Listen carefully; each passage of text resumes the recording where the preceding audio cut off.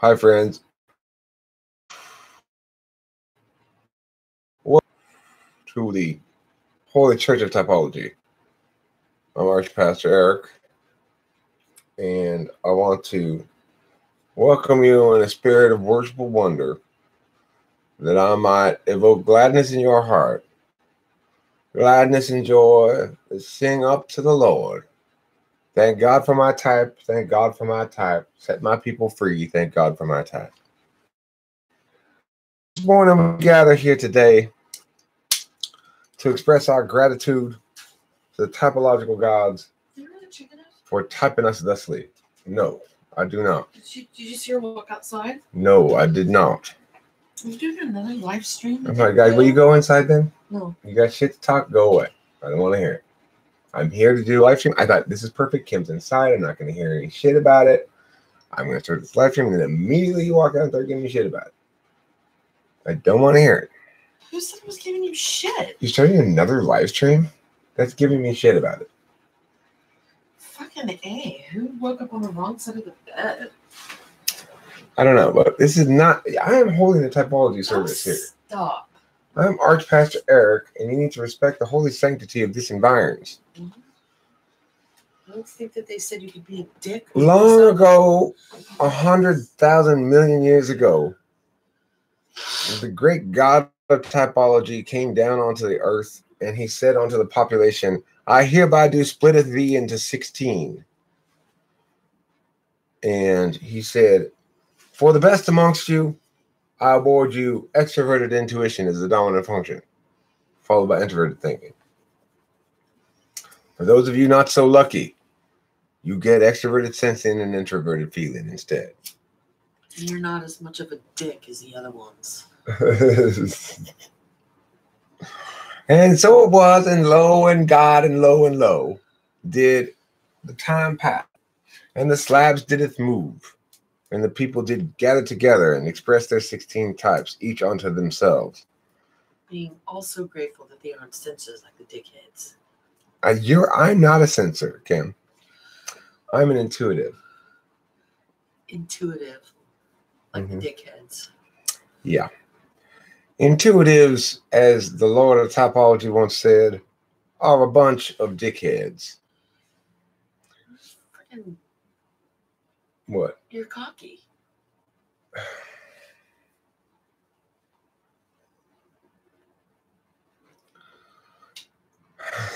If anybody has any questions, thoughts, concerns, complaints, queries, I'd be happy to address anything I see in the chat. I am currently just holding a service because, that's right, Joey Joe Shabadoo. Type be with you, and also with me. You be your type. Be it right now. Stop being non-typal. That's the message of today's sermon. If, for example, you are a person who sometimes expresses individual behavior outside of your type description, you need to stop that right now. Okay? Everybody must be exactly one type. There's variation between types, and we need subtypes. This ENGP is not exactly the same as that ENGP. He must be a subtype.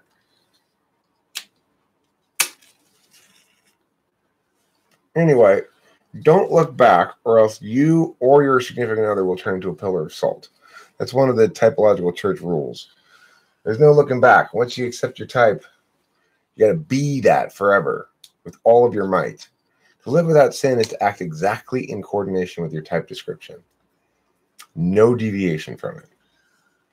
I'm going to look around my microphone every single time and struggle to read what everyone says.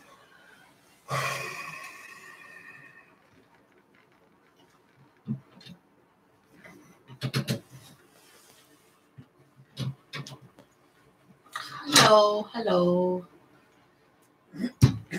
Hello, Florian Bischoff. It's quite a, you've got kind of a supervillain name, Florian Bischoff. I could imagine you. Hello, Jin Chaotically Minded. Hey, and good morning. I didn't appreciate your negative self-comments about your appearance. I don't know why one would do that. Look,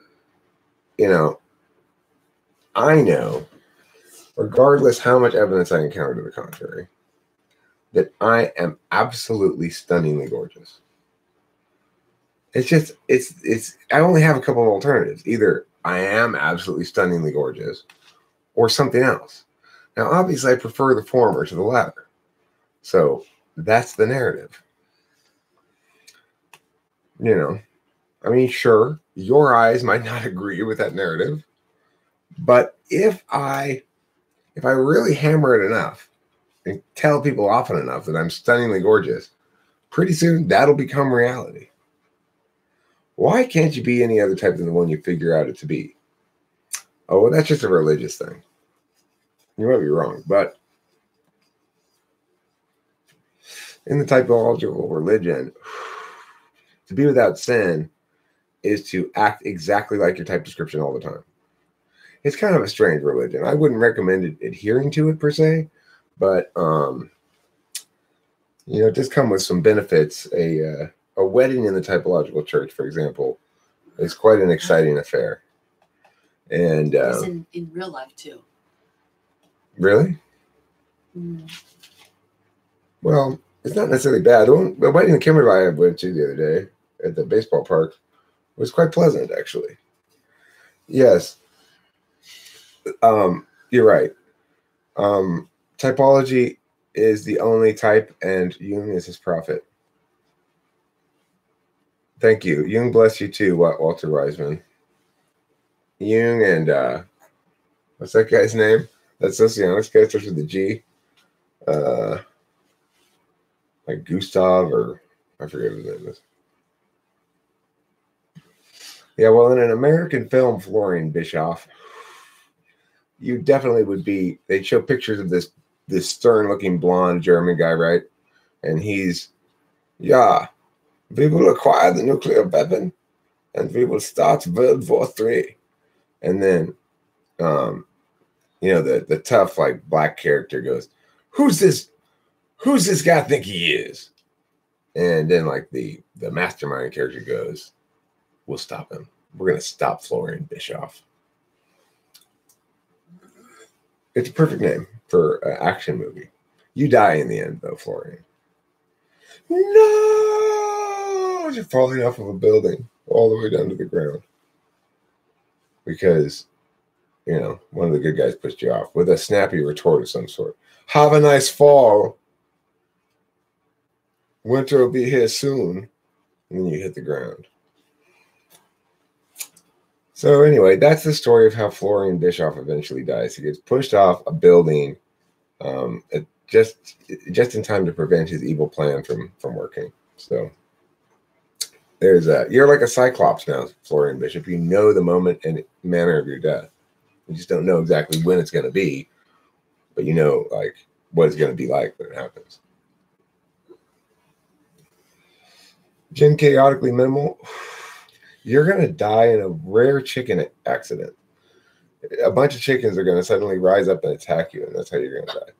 It's hard for me to say when it's going to be. I just have these quick visions like that, and I know. Walter Wiseman, ironically, you're going to die in a really dumb and unwise way. Cognitive functions are ways of paying attention. So change your perspective shouldn't change you, but instead improve you. Why would that be a sin? Well, because then you're being particularist. Just think about it. You can only be universalist in typological church. Typological church was started by an ENTJ and an ENFJ. And one of its main tenets is the rejection of all particularism and SI. So that absolutely everything must be explained by typology, or else it's the lies of the devil. Like I said, I'm not a huge fan of the religion. Yeah, the Church of Typology. But it's an ENTJ, ENFJ thing. You go there and you either get lectured about goals or you get told how wonderful you are and keep coming back. Guy. Guys. Hey, guys. Guys. It's me, Pastor ENTJ. And you know what you all need? You need some goals. You need some goals. And you need some plans. Guys. Okay, guys? Because look, any of you who want to actually counterpunch or improvise or something, That's not how to live. Then ENFJ steps up to the podium. Hold on there, DJ. Hold on. Guys, we think you are exactly as you should be, and we love you so much, and we want you to be exactly like that with just a little bit of changes. Okay, go ahead, ENTJ. And that's how they do it. That's how they keep such a big... Right, well, you will take a long time to explain your plan. You'll have the good guys in your grasp, but then you'll hang them from something and slowly lower them into acid rather than just killing them. And you know what happens when you do that? They manage to escape. So it's your own fault, Florian. You should have chosen a quicker way to kill them. I was going to defend my position on appearance, but that feels cringy. I only mentioned it to explore. I thought the video raised for me. I was just sort of playing around, Jen. I just happened to read it. I have no idea I can't even remember what you look like. That would require me to be able to remember faces and visualizations and stuff. I can't remember those things. I don't pay attention to those things. Like somebody could come in to talk to me and like have some sort of like weird headdress on. I probably wouldn't even notice it. Or I might be like, what's that thing on your head? You know, kind of just, yeah. What do you think about answering? What do you think of the dumb question and answering it with a dumb answer? Well, dumb questions in general are those not intended to get any work done. So either the person's not really interested in asking that question, like they don't care what the answer is.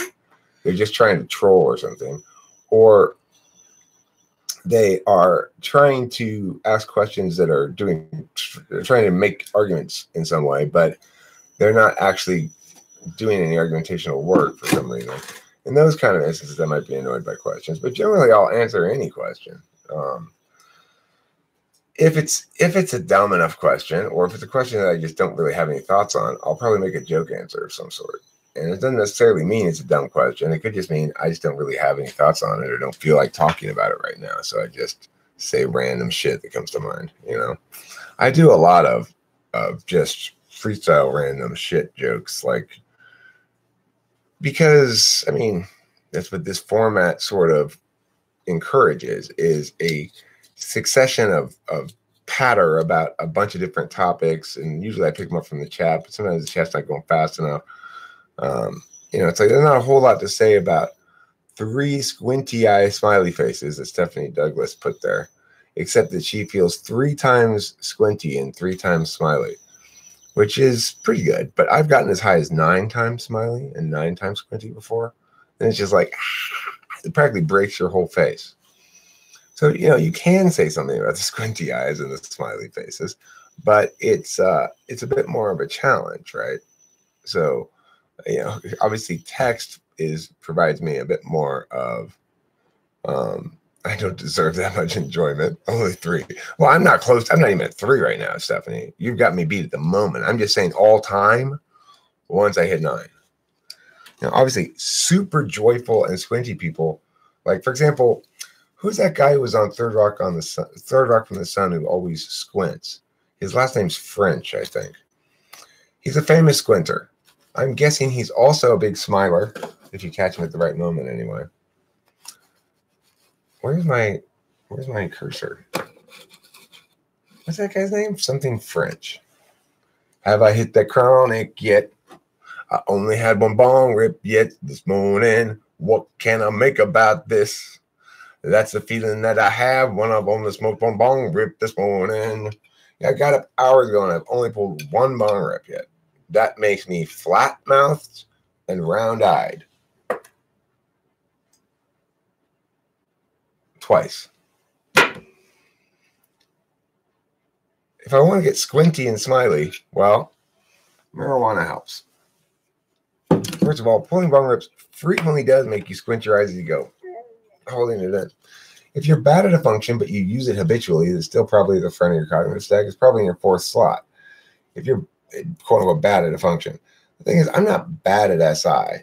If you think about the way that the stacks work and the way that being a dominant function works, what it really means to say I'm 4th slot SI is that I'm very much into seeing how the process plays out. I don't want to know until I've let the process play out for a while, because I'm an action type. Whereas Kimberly, being a knowing type, doesn't like to let the process play out. She wants to know in advance. And really, it's that sort of tolerance for process and tolerance for failure that distinguishes the knowers from the actors. Actors have a high tolerance for failure and a high desire to let things play out and not know in advance, but instead be able to drive the course of things through your reaction to what's going on in the moment, counterpunching or general responsiveness. So if you want to be able to be liberated in your counterpunching, responsiveness, flexibility, and stuff like that, it's because you're naturally an improvisational type, whether you're improvisational on a physical plane like SE DOMs or improvisational on a metaphysical plane like NE DOMs. Either way, you want to put off the knowing till you've done all the action and the judging, then you'll know. Whenever I'm asked a question, I always answer by giving the whole context first instead of answering directly. It's annoying. What cognitive function is responsible for that? Well, that's probably extroverted intuition. Extroverted intuition, dominance especially, really tended to go on a lot of tangents, because now you say you do all the tangent first, basically. But what I would do is, historically, I've gotten a lot better at not doing this because of YouTube. But what I would historically do is go, you ask me a question like, well, what do you think about abortion? Well, first of all, let's talk a little bit about the normative frameworks we use to evaluate things like that. And then okay, so now back to the abortion. So when a woman has an abortion, and let me stress here that we're talking about late term, that's a frustrating thing that NE DOMs do, because it can take a long time to get where you're going if you try to fill in all the tangential relevancies in between. And sometimes you'll lose track of what you're doing because your SI is fourth, and then you're just like lost the topic. And so that happens to me sometimes on these live streams. Somebody will remind me that I was halfway through answering a question when I got distracted by another comment. Can I please finish answering it? And then I usually will. And I go, oh yeah, that's right. Can you describe what being able to access NI as a tool versus being an NI DOM looks like? Well, NI as a tool is a dangerous piece of action right there, in my opinion. But NI DOMs are in much better shape. NI DOMs have 8-slot SI, which means they have a successful relationship with their SI. It's mostly unwillful, but they'll get enough sleep. They'll take care of themselves as they need to. They'll keep track of their shit. They won't really think about it. And really, they'll make their hay in life by using their SI, by keeping track of shit and showing up on time and stuff like that, that ultimately ends up being all they really need to do to let their native charisma and likability do the rest. But NI tool function will run afoul of a lot of different types, because their hammer that they're carrying around with them everywhere, hitting things, making things that aren't nails into nails, is the singular truth. So it gets very frustrating if you are any type that doesn't use NI as a tool function and dealing with them sometimes, because they countervalue my dominant function. So if I start saying, yeah, but the singular truth, here's some other possibilities, they don't like that, and they'll come back with another singular truth, and I'll go like, no, you need to respond to what I was saying there, and then there's conflict. So I personally like NI DOMs better than NI tool. Do you believe typology could be a field or skill you would be interested in teaching? Yeah, I mean, I feel like I am teaching it basically all the time when I'm doing these things, when I'm making videos and stuff. I don't have a class that people pay for for me to teach it. Okay, well, I don't know why it looks so bad, Snake 9. I'm not sure why it looks so bad. It's a plug-in Logitech webcam, and it may be that I don't have a great internet connection right now. Sunday morning's kind of internet intensive time, so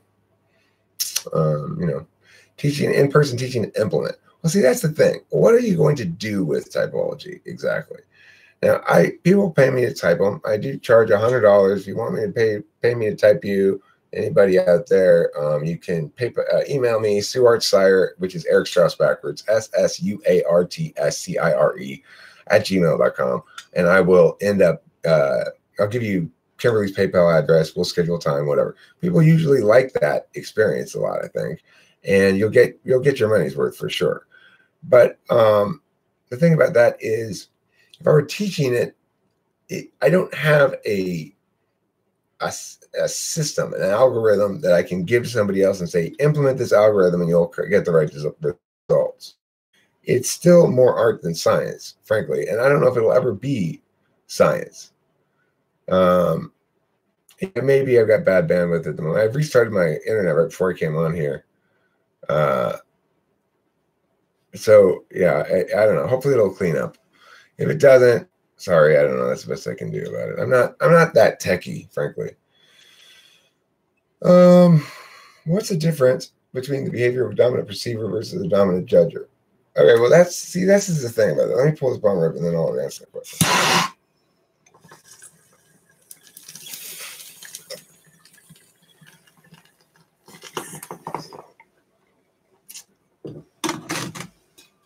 I mean, basically, perceivers are process types and judges are action or outcome types. But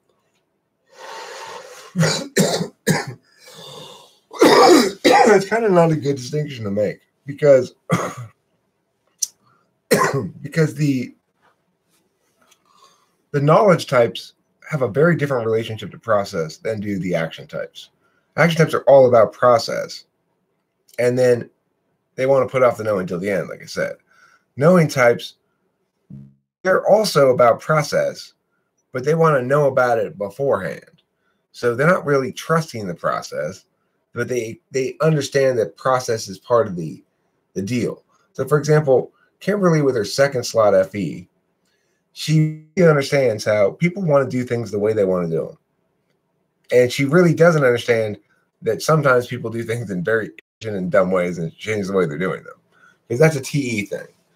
So in that regard, it's like it's still a process thing.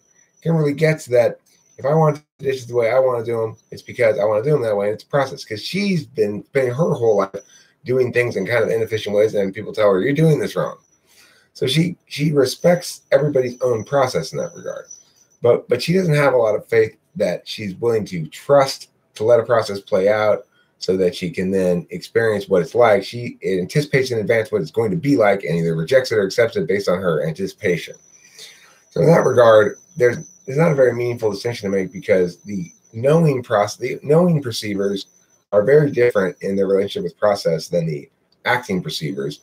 And the judging types, though, are also very different from each other because the interfacers are interfacers. They're not judgers. And so interfacers don't have a lot of internal time where they're doing deliberation about things. They don't spend a lot of time judging.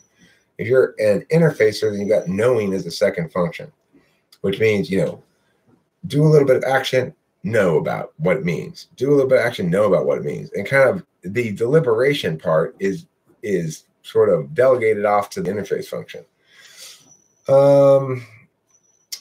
Theoretically, if you or someone of similar mindset took it upon themselves to educate and expand the typology and general structure and people through instruction, implementation, and discussion. I mean, I am doing that. I have a series of videos which I'm going through my book. I would like to do that in class, like with a bunch of people, will be fine. But all I could do is the same thing I'm doing here. I don't, like I said, I could explain what I'm looking for when I'm typing people, what I see or why I think it's what, as I typically do. But it's right now, everybody has to sort of do a holistic interpretation. You're not going to get results that are always consistent with each other in any kind of testing paradigm. What's really the most reliable for me, in my opinion, is talking with the person, listening to them, asking them certain kind of questions, seeing what they say, and then double checking with other questions from a slightly different angle and finding out where the soft spots are and the hard spots are. There's some spots on the person's display that are going to be pretty straightforward. Like, okay, one thing I can definitely tell is this person's FE, not FI, for example. So, finding where the soft spots are and then asking a bunch of questions to try to figure out why that spot is soft. Is there a story behind the carved wooden cabinet featured behind you a while back in some videos? It's this thing here. It's not a cabinet. It's that thing.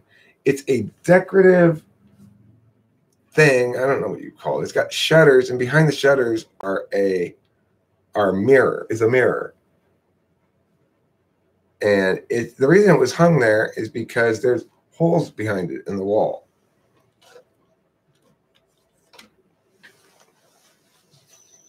It's just like a decorative thing that Kimberly got a while, like before I met her, from like Cost Plus or something. It looks old and cool, but it's just not really old. What type do I think Itachi is? Now that's a good question. I would say Itachi is probably INTP. What type is the hardest for me to type? Well, the types that take the longest to decide on are usually INFP and INFJ. Because the reason INFJs and INFPs. The reason INFPs are hard to type is because they display as lots of different things. They can display FE, they can display FI, they can display TI, they can display NE, they can display SI. The thing is, you got to find that SE polar, and SE polar can be easy enough if you ask enough questions about stuff, and they keep giving you well, I'm not ready to act on that yet, and stuff like that. And you go, okay, well, you're probably INFP. But INFJ can also be difficult to type because they give such measured answers to everything. They're so calculated in their approach to the typing process anyway, that you have to pull out who they are first. So that's why they take a long time. Yeah, I think Itachi's INTP. I think Orochimaru is probably INTJ, and so is he's INTJ, and ENFJ is probably that guy who helps him with the glasses. I forget what his name is. Naruto's ESFP. Shikamaru's another INTP. Shikamaru's INTP. Choji's like an ESFJ. Hinata is sexy AF. Sometimes you look on the internet, you can see like drawings of Hinata with extra big boobs and naked and stuff. Anyway, if you look around the internet, you can find that stuff. Obito. Oh yeah. Obito. You think Obito's an ENTJ, not an ENFJ? Obito is the one. Oh no, Obito. Wait, who's Obito? Is he Ren's guy? Is he Ren's friend who died when Kakashi Sensei and Ren died? I mean, any ENTPs in Naruto? Let's see. I know, Tsunade. Tsunade's an ENTP. Oh yeah, Obito is a fake modder, right? Yeah, Obito is somebody probably ISFP. Learning typology is very hard to ignore once you know how it works. It's like seeing a new way of seeing the world. Like I was blind, but now I see. What type becomes a question when asked a lot. Yeah, I find it's very hard to ignore as well, but I see it more as like I keep noting, no matter what people do or say, I keep thinking to myself, FE, FI, TI, TE, NE. I just, there's a lot of different ways in which people display functions. And that's what I tend to think. I tend to see. I don't really think about people's types much. So like when I'm dealing with somebody and trying to get them, I am paying attention to how they're displaying functions. But I'm not really usually thinking what type are they, unless something jumps out at me. Like last night, this chick came over named Emily. And Emily is a chick who was live streaming with the other Emily, whose name is Bukoki. And good night, Jen. Sleep well. Don't let the bed bugs bite. Don't let the great white sharks bite either. How long have I been studying typology? Like 4 years, maybe? And it does become a dominant meta frame. I can understand everybody else's behaviors through better through typology, if only because I have now a taxonomy and a language to make distinctions between different manners of behaviors or attentions. Like cipher seeing redheads in the Matrix code. I don't know what that. I only saw the first Matrix. Is that from one of the later ones?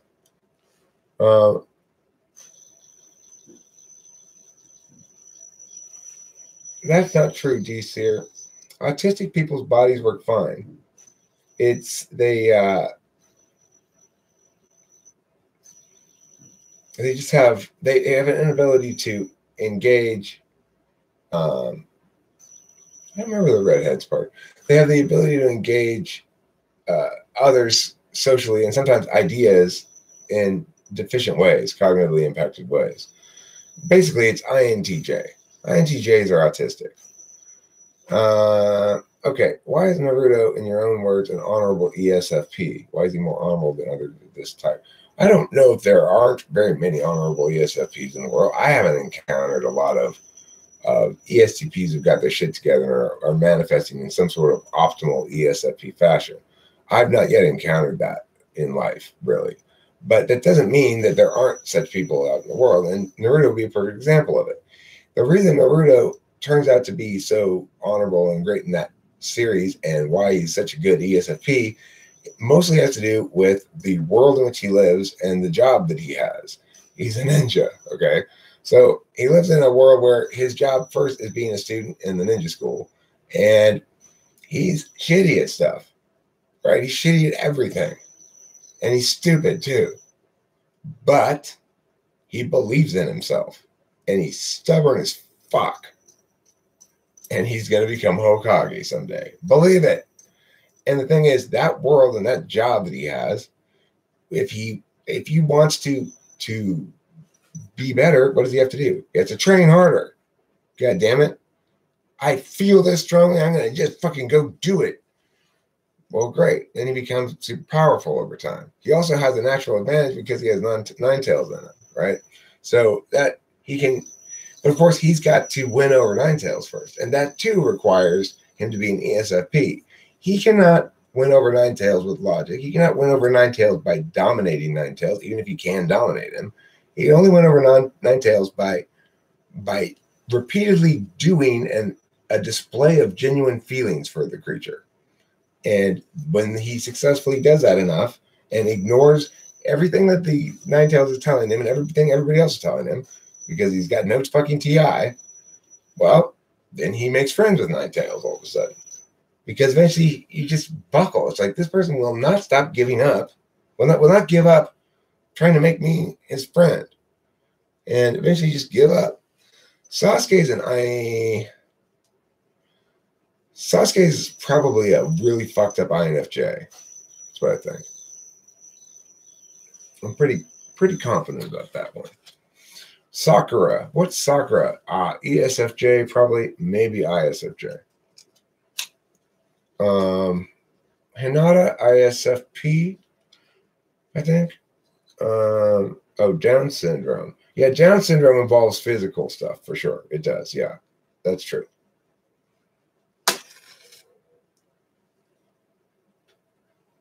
So anyway, because Naruto's whole purpose in that show is to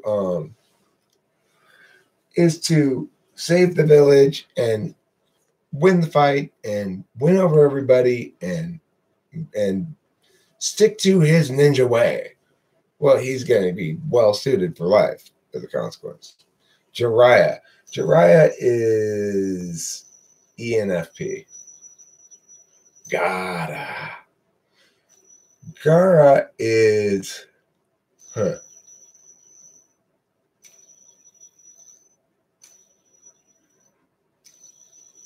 Gaara's a tough one. Maybe another damaged INFJ who comes out okay, in a way. Gaara's a tough one, though. What about that puppet guy? What's his name? Hikamaru? The guy who has all the puppets who's in Gaara's village? What's his name? Kankuro. Right. Kankuro is an interesting one as well. Kankuro feels kind of like ESTP to me. I think. Yo, TJ Music. We're talking about Naruto characters. Which is it's a show I've watched so much of and I know so well. I know like the back of my hand. You know, it's like I can be in that imaginary world. Eric live in a symbolic world encrypted. Aha, true TI user, but at the same time you are a Ramble King classic HP. Well, thanks, Snake 9. I think I am a bit of a classic HP. I fit the type description pretty well. And I think somebody told me last night, in fact, oh yeah, that Emily chick told me last night that the first occasion that she ever encountered me or my name was somebody on, she's an INFJ. That Emily, she's an INFJ for sure. I knew it by a little while into our conversation. I didn't say it till the end, but before she said what type she was, I didn't even remember typing. I typed her as an INFP in the live stream, but that's not, I mean, it's not real typing at all. I'm just goofing. When I'm in the chat on the live stream, I'm mostly just goofing. Regardless, yeah, she was an INFJ, and she said the first time she ever heard of me was in a forum where she saw my name as given as an example of a textbook ENTP. Let's see. Favorite fight from the show. Well, I mean, I think there's the best, like the most exciting, maybe whole bit of like chunk of storyline was at the end of, I think it was at the either at the beginning of Ship It In or at the end of the non-Ship It In one before that, where they go after that guy who's flying on the white bird who has exploding white clay. And meanwhile, Sakura and Grandma from the grandma from Gaara's village, they're fighting the original puppet guy in the cave. They have to get into the cave, and then they go and fight the OG puppet guy from the Akatsuki, who's Deidre is the one with the exploding clay. The OG puppet guy, the evil puppet guy, Tatsuki puppet guy, he makes short work of Kankuro, right? Because puppet against puppet, Kankuro has no chance. Sasori, thank you. Sasori makes short work of Kankuro. Kankuro goes back to his village. He's poisoned. He's about to die. And but Sakura comes to the village to save his ass. And then Grandma and Sakura, but before Sakura goes saves them, Grandma and Sakura are fighting with the puppet guy Sasori in the cave, and Naruto and Kakashi are going after the Deidre, the bird guy with the exploding clay. And there's another storyline too. There's other ones fighting clones of themselves, and that includes not Guy Sensei, but Rock Lee and that chick with the stuff that she makes appear all the time. I forget what her name is, with the scrolls, and there was one other dude there too. Maybe it was like the guy with the dog. I don't remember. Anyway, yeah, I love Naruto so much. We're talking about Naruto Ship It In and Naruto. Naruto is a really 10-10, right? And she's the one with the little pig. What's that pig's name? Rock Lee has got to be. I think he's an ESFP like Naruto. Deidre is probably an ISTP. He's obsessed with his art thing, right? But he doesn't actually do any art except just making clay things. It's a craft, really. It's not an art. But he calls it an art, and he's not very imaginative. Okay, well, I'll stop talking about Naruto so much. I understand that not everybody watches Naruto, and for those who don't watch it, it's probably very dull to hear people talking about the various characters in the show and stuff. But I'll just say that as a final thought on Naruto, that some of history's hottest women are Naruto characters. Tsunade is just boom. Sakura, boom. Hinai would be fun. You know, she's a little spinner. But yeah. And of course, all the women in sexy jutsu. They're all welcome to come to my house. Okay. And I love the fact that in the big fight with Madara, with Shi at the very, very end, he busts out sexy jutsu. I love that. I also remember certain moments that made me fucking laugh so hard in that show. The most number one moment that made me laugh was when somebody's coming back. They're coming back from someplace, right? And somebody's having to carry somebody else. I don't like Naruto's carrying somebody or somebody's carrying Naruto. I don't know. And Rock Lee goes, Shikamaru, come on, hop on. I gotta keep up with the training. And Shikamaru was like, oh hell no.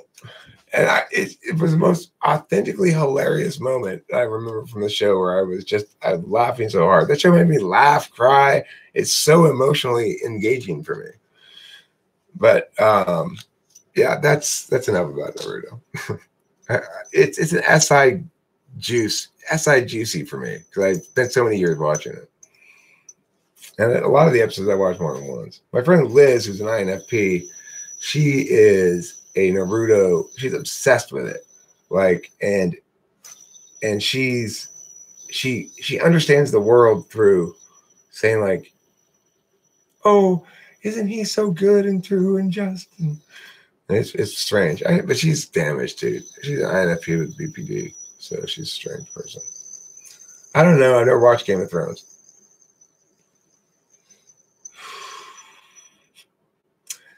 Shikamaru, everything's a bother. Polar SE.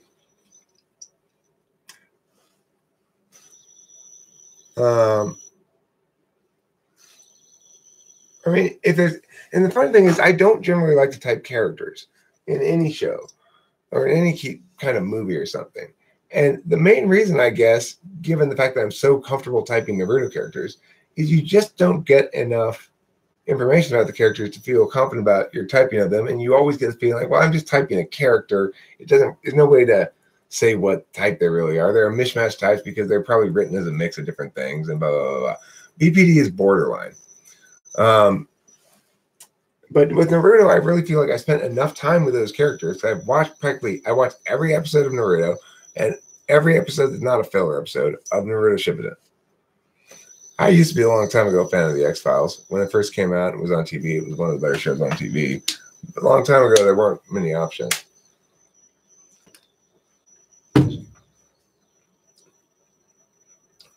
Yeah, and a lot of characters do have contradictory things going on. DBZ, Cowboy Bebop, a few others. Those are my jams. Those are your jams, dog.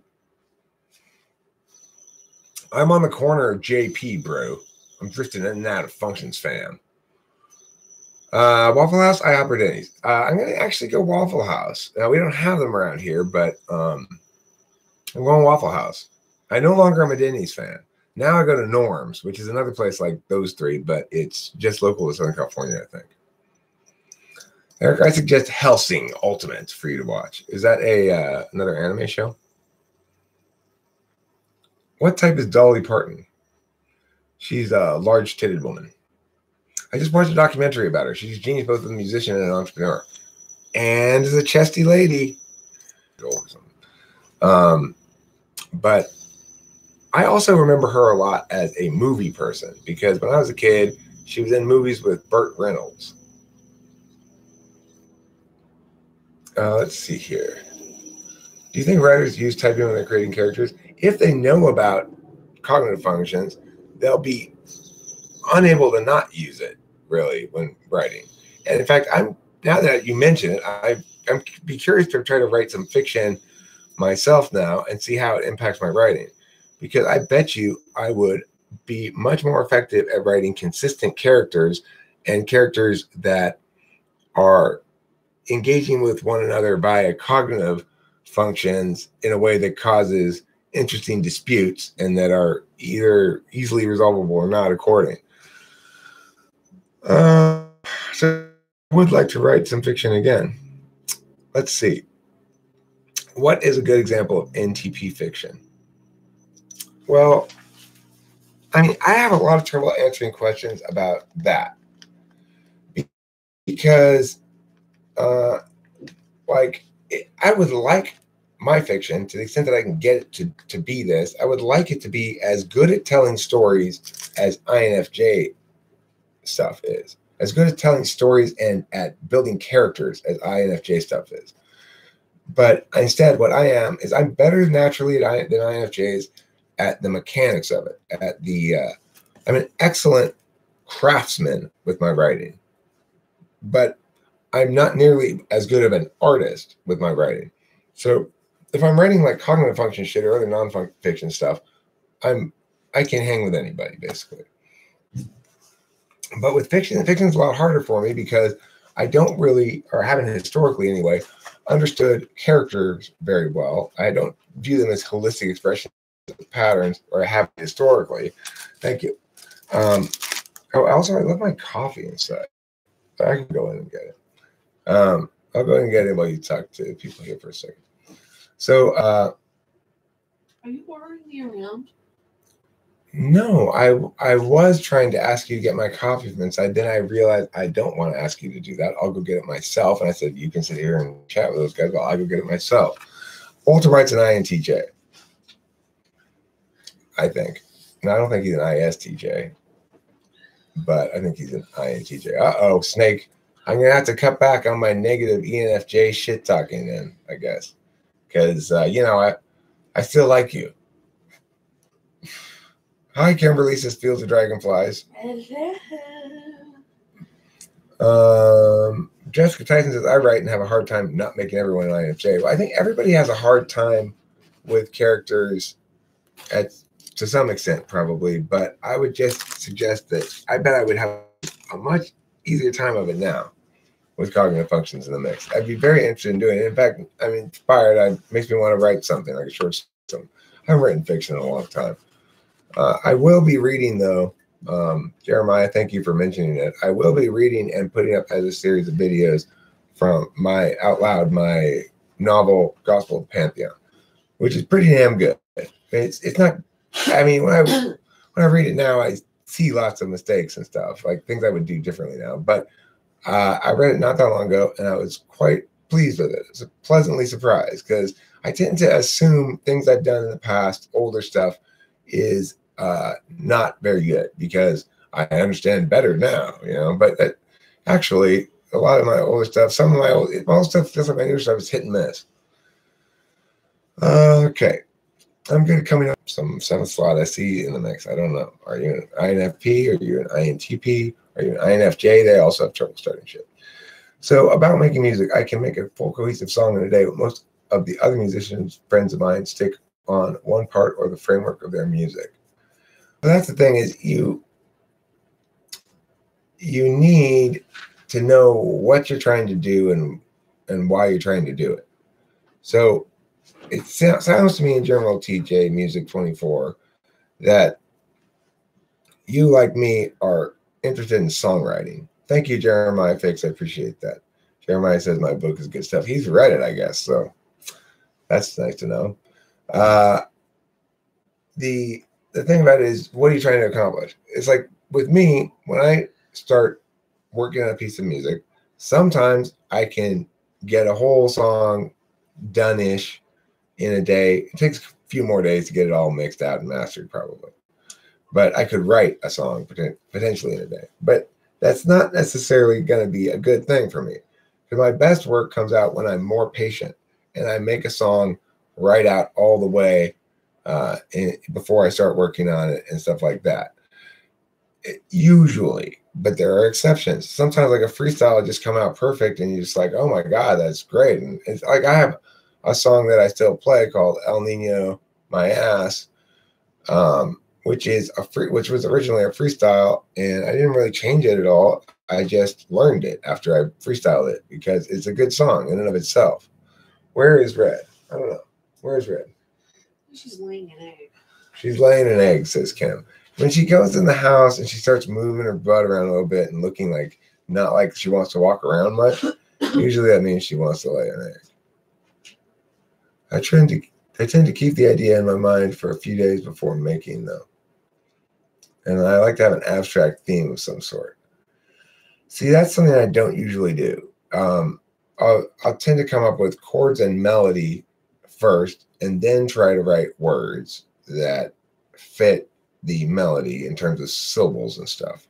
So if my melody is meow, meow, meow, meow, meow, meow, then I have to sing something like, my dolphin has cancer, you know, something that fits syllabically.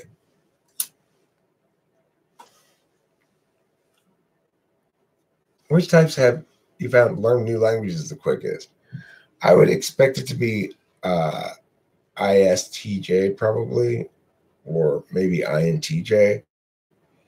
And the reason for that is the TE lets people who are learning something that's a closed system, more or less, and a concrete subject, more or less, like a foreign language, they allow them to somehow in their mind like compartmentalize the series of steps one takes to learn it and the coordination of having all that knowledge and making it useful and fully attained within them or whatever. I don't know. The TE and I can do it, but it probably come out from the other direction, like learn the grammar first and then fill in the vocab. Then SI, which you probably just do straight ahead through the book as, you know, go one chapter at a time, learn everything, make sure you got it down. You know, that's what I always think they're the best. My former father-in-law is an INTJ probably, but could be an INTJ. And he was in Vietnam, and he was a language learning savant. He speaks beautiful Spanish, everybody in the family. He's a white dude from West Virginia. He's like Forrest Gump, very Forrest Gump-esque. Like, I mean, the guy's Forrest Gump. Like, he doesn't look like Forrest Gump, but he has that sort of, aw shucks, like very low intelligence almost, but he's a savant at learning languages. Interesting. It's an interesting guy. Okay, so let's see. I rarely sing, though it's mostly instrumental, but I like to have a feeling behind it, like Lost in the Forest out of Sea or something similar. A feeling or theme behind the music, then fine. Interesting.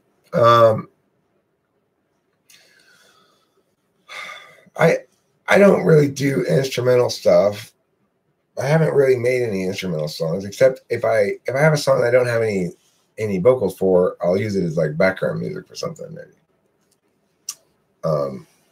I think TJ Music 24, if you're an NTP like me, then like an NIDOM, you'd probably prefer to learn language grammar first. I always had that complaint about language classes that I go in there and they start teaching me phrases and vocabulary and shit. And I'd be like, okay, just first show me how to conjugate the verb into all the various tenses, and then explain to me the different moods here, because I know you guys have a subjunctive mood or something.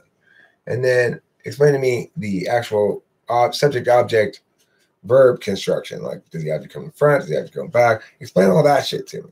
I want to be able to know grammatically how to express what I want to say. So if I want to say, by the time you arrive here, dinner will have been being served for 6 hours. I want to be able to say that. I don't want to be able to say some stupid approximation that conveys what I'm trying to convey.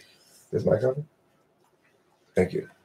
I want to say what I actually want to say. So how do you conjugate, what's that called? Passive voice, future perfect tense in progressive form. That's what it would be to say, I will have been being served dinner for 6 hours by the time you're here. I will have been being served. That's in that instance is passive voice. I will have been being served. Not I'm not doing the action. I'm having the action done to me. It's future perfect tense because it's will have, you know. And then it's progressive form because it's got the being in there. Will have been being served. Verb sheets are very useful things if you want to learn grammar. You get a verb sheet, you conjugate in all the different things, you see all the different things, and you get, oh, that's grammar in a nutshell, kind of. So do you think any is good at learning a language just through listening to someone else talking the language and the person learning, picking up the language patterns? I'm not good at that. I would expect I would be because I'm good at auditory stuff in general, and I'm pretty good at imitating sounds and things like that I hear. But actually, in actuality, no, I'm not good at learning languages.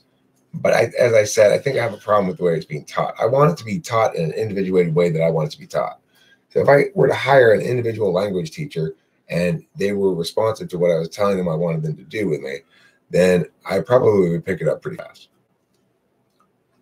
She's an ISFJ. Yeah, oh, she takes care of this chicken. Let me tell you, you haven't heard the story. This chicken was down and out, got attacked by a dog, bit her on her back. She couldn't walk. She couldn't even stand up. Kimberly nursed her back to health with great diligence and care, day after day, moving her from spot to spot to spot. So she'd always have different things to look at, giving her aspirin at the beginning, putting shit on her wound, and then, hand feeding her and all that kind of stuff. And it took a month for her to walk again. A month for a chicken to heal. I mean, it's not like it was like 2 months.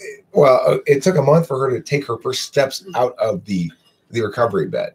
One morning, she woke up after a month of not laying an egg.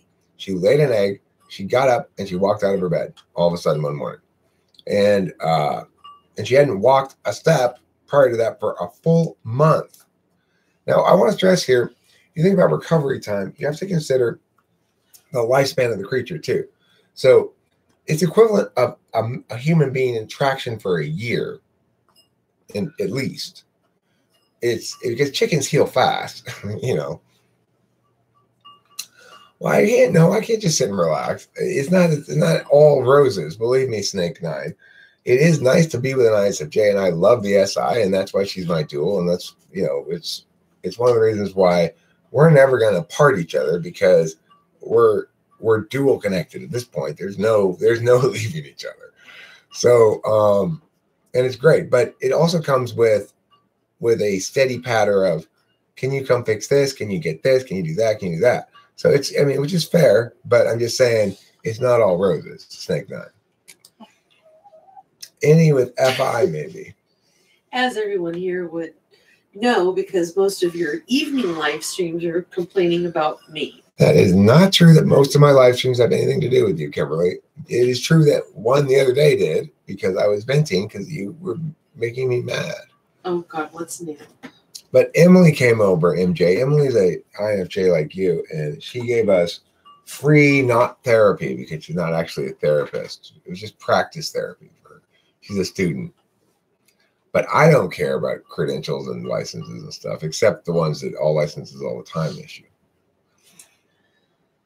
Learning a language is like opening another universe of understanding.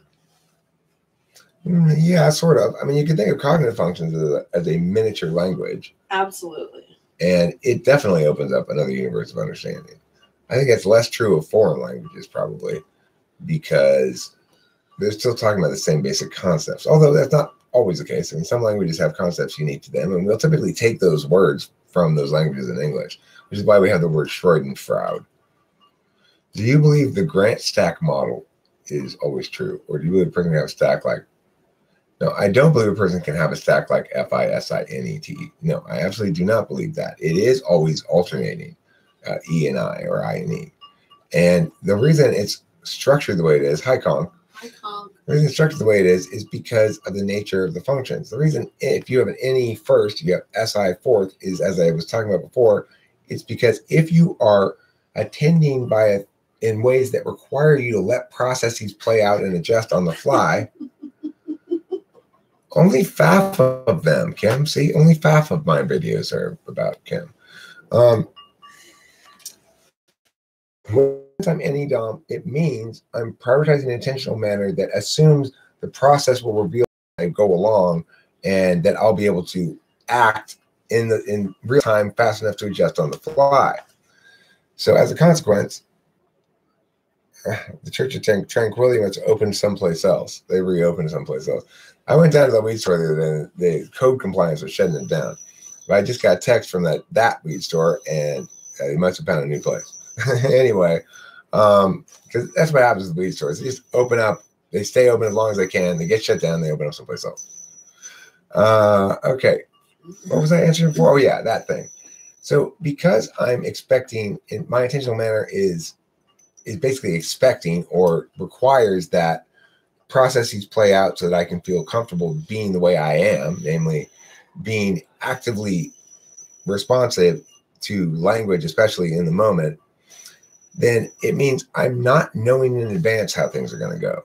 I'm instead knowing that the process will be revelatory of what it is. And I'm knowing. And whereas the knowing types, if you have a knowing function first, then you are knowing in advance before things happen. You don't want to let the processes play out. You want them to be more predictable in that sense. And still no less relevant. So I'm not criticizing it, Kim.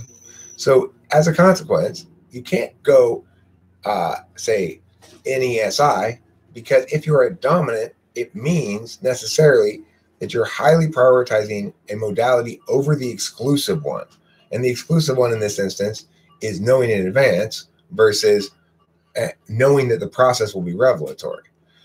As a consequence, so then you got your middle two functions. Well, why can't you have, let's say, FE after NE instead of TI?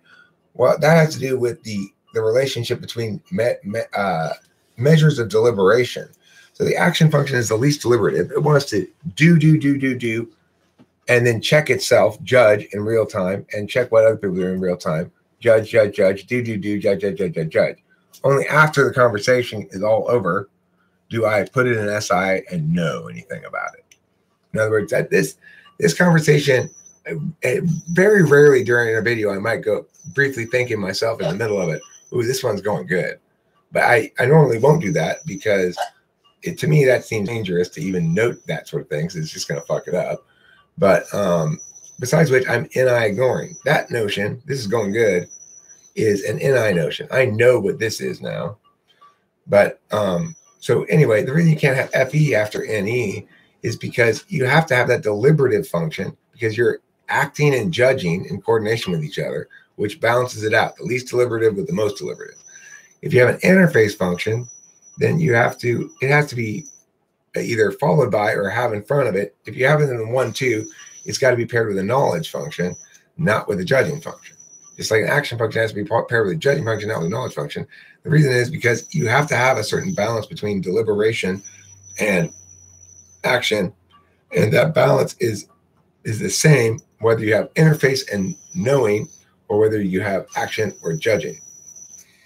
Okay, Eric, what could you tell me as an introverted type to not get burnt out with retail halfway through the day? Advice. You're an introverted type and you're saying, I don't like the fact that I'm interacting with all this in this FE heavy environment for the whole day. Yeah. And Kimberly also has that, even though she's FE. So this is worth noting that just because you have FE as a tool function doesn't mean you're perfectly happy using FE all the time. Because the reality is our tool function is super easy, but it still takes a little bit of effort. Whereas our dominant function takes no effort at all. And we don't want to always be using our tool function, even though it's very natural and comfortable and easy for us. We sometimes want to shift away from that into our third function. And for you, your third function is going to be let's say you had FE in the second, well, your third function is going to be a judging function. So if you're an introvert, you either have a knowledge function up front or a judging function up front. Your second function then is going to be, if it's knowledge, it's going to be interface, and if it's judging, it's going to be action. But let's talk about, what type are you, TJ? I'm talking about ISFJ right now, basically.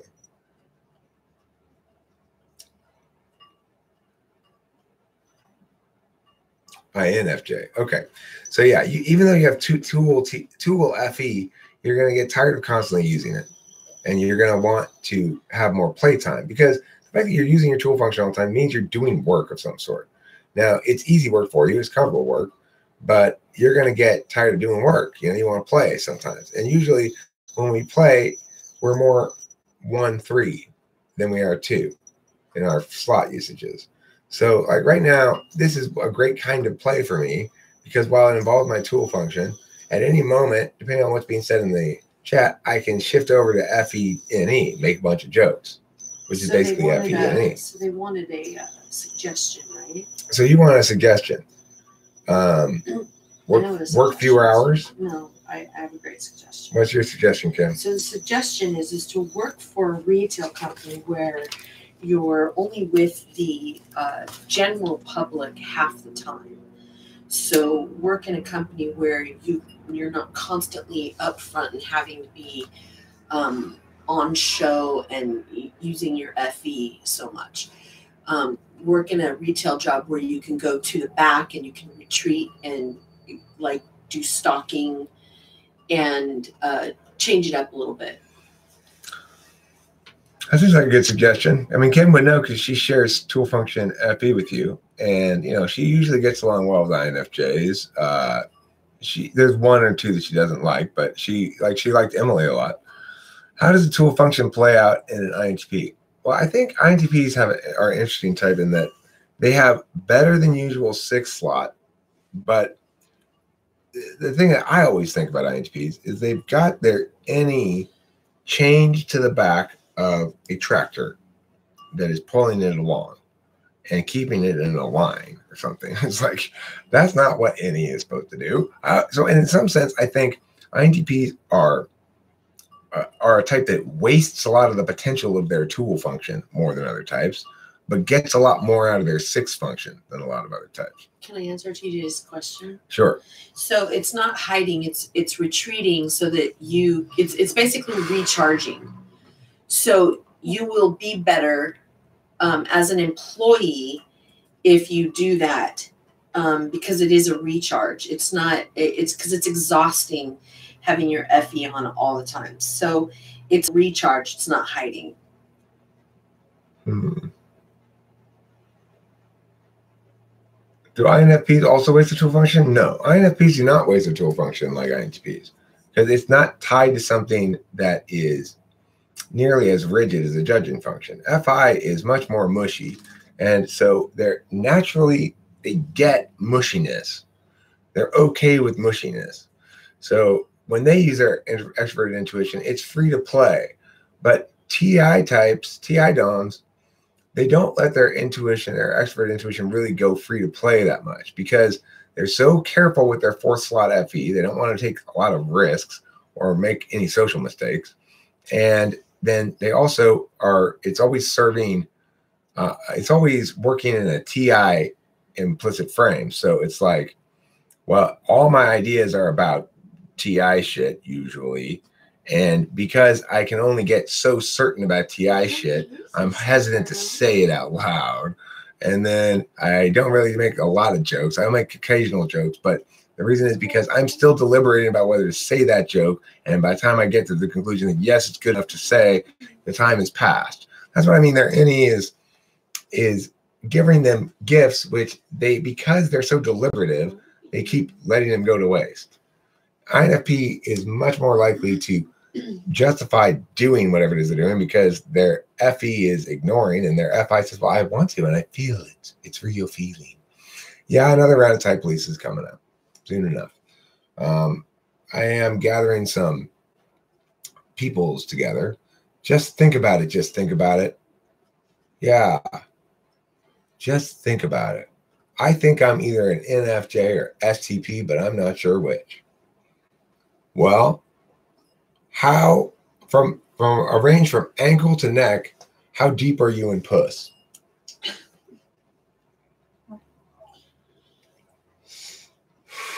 That is appalled. Yeah, I know I need to type police videos. People like them, they get more views. My views, when I'm not making type police videos, my numbers go down. When I am, they go up. So yeah. You need to kind of also retreat from that every once in a while too, because you get kind of bored. Right. I mean, that's the thing is I do have an implicit frame of novelty and originality and stuff. What do you mean by puss? Oh, are you a lady? Just think about it. Okay. From a range from ankle to neck, how deep are you in dick? I'm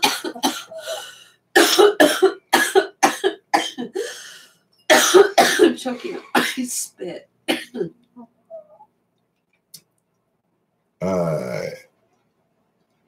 Yeah. So, what's the answer? What's the answer? Just think about it. How deep? You're disgusting. If you get anywhere above the chest, you're an STP. If you're an ESTP and you're a lady, well, you've been around the block a few times, probably. Hand me the water. My guess. Here you go. You're right. You're not afraid to take your clothes off, as they say. Imagine there's a human with function NETEFESE. How would this creature act or see things, or is the opposite NITI? Well, I mean, they wouldn't exist. So, like the problem with that is to say your NETE means you're acting first while using a tool function is acting with no checking, followed by doing another interface function where you're so in other words, look, the reason you can't be FETEFE and like that is because if TE is your tool function, it means that's the hammer you're carrying around with you. And it means that anytime you come up with a problem, come across a problem, you try to solve it yourself. You try to look at the problem and figure it out. Okay. Whereas if your FE tool function, whenever you come up with a problem, it's a hammer. You see a nail, and the way you try to solve it is you try to figure out who's going to help you fix this. Because FE tool function doesn't ever attend to problems by trying to figure it out themselves. And so that's why FE tool is TE polar and vice versa. Oh, you're a male, possibly bisexual, most likely heterosexual. Just be heterosexual until it doesn't work. If it doesn't work, then go ahead and be bisexual. You're probably not. You probably just like to get spanked or something. Do you think INTPs can also be more effective when their tool function than the other type without woe has any as a tool function? Who has any as a tool function because it is so changed to their TI and doesn't do non-useful stuff? Well, yeah, sure, they can be more useful with it or effective with it if it's in their wheelhouse. What I guess I mean by that is they're not taking as much advantage of what's native to NE, which is a very free function.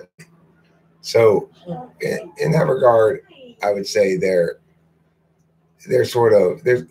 NE because of its breadth of action that it takes on a metaphysical plane is you can do a lot more different kind of things with it than INTPs typically do with it.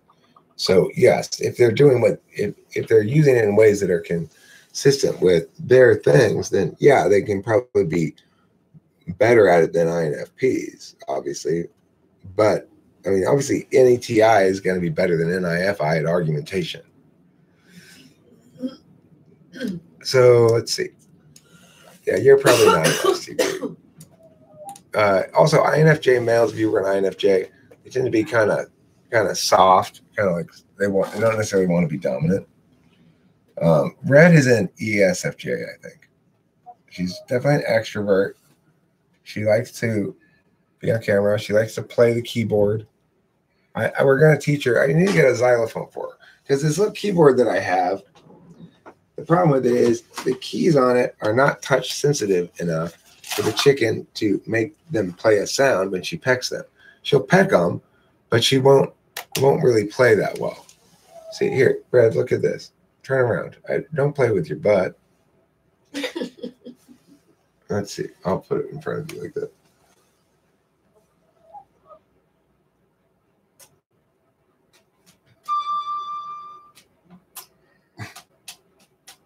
They usually don't play though when she pecks them, only sometimes. So this is her song. This is her jam. Yeah, you heard it. She picked that note. Yeah. Sing it, Brad. Give us some more music. Yeah. That's good stuff. I mean, I could listen to that all day. That's her. You hear that? Oh, did you just sing a song, Red? Oh, you're such a good chicken. You are my absolute favorite chicken. She's your only chicken. She's the best chicken ever. Yeah, she's good. She's been practicing a long time now. That's the thing. She's pissed I took it away. Maybe she is. But Red, I can't just spend all my time holding pianos for you. Okay? Yeah, I don't ever think that. I still eat chicken. I just wouldn't ever eat Red. Because I love her. Okay, jeez. Don't need to get all fussy. Yes, I love you. I think you're a very special chicken. Of all the chickens in the world, you're the most special. Well, Eric, you failed miserably in America Got Talent. Don't blame me. Red failed miserably. Okay, I'm just her manager. I'm not the artist here. She's the one playing the piano. Let her play some more. Okay, well, fine. Red, if you want to play some more piano, I'll get it out for you. I understand. I like to play music too. But yeah, we need a better one that has softer, easier to push keys so that when every time she pecks at it, it makes a sound.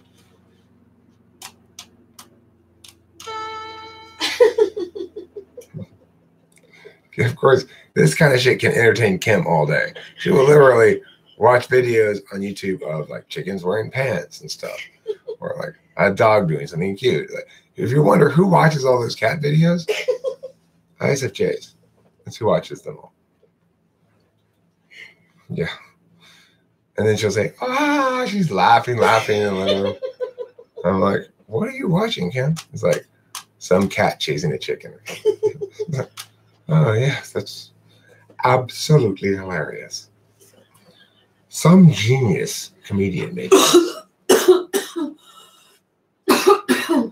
You want to be in a relationship that's open and treat each other as equals and trust each other?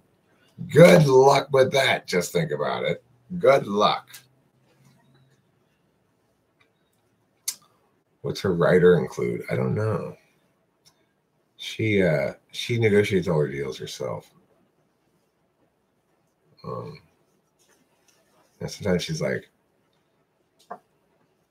late with the rent check, and I'm like, hey, I don't know if your money's heavy for you right now, but you owe me $500. And she's like, no problem. Here's $1,000. So she's obviously rolling. I don't know where she gets all the money from. Equal relationship is a beautiful thought, or at least an open relationship. Is that what you mean by that? Just think about it. I want to be equals and trust each other, or at least have an open relationship. Those seem a little contradictory. All right. Any other? Does she only request green M&Ms in the dressing room? No, she prefers maple donuts. She has a bowl of maple bars. That's what I want in my dressing room. If I ever become so famous I could be like a prima donna, I'll make all kinds of weird requests like that. Yeah, I'd like a bowl of maple bars, please, and 3 cans of root beer. And a bowl of live mealworms for my chicken. Yeah, can you get these mealworms are dried. Bread does not eat dried mealworms, okay? Live? If you want me to get out there and perform and be effective, I need to know my chicken is happy. Where are the xylophones? I asked for 3 toy xylophones, each in one of 3 of the 4 corners of the room for my chicken. Where are they?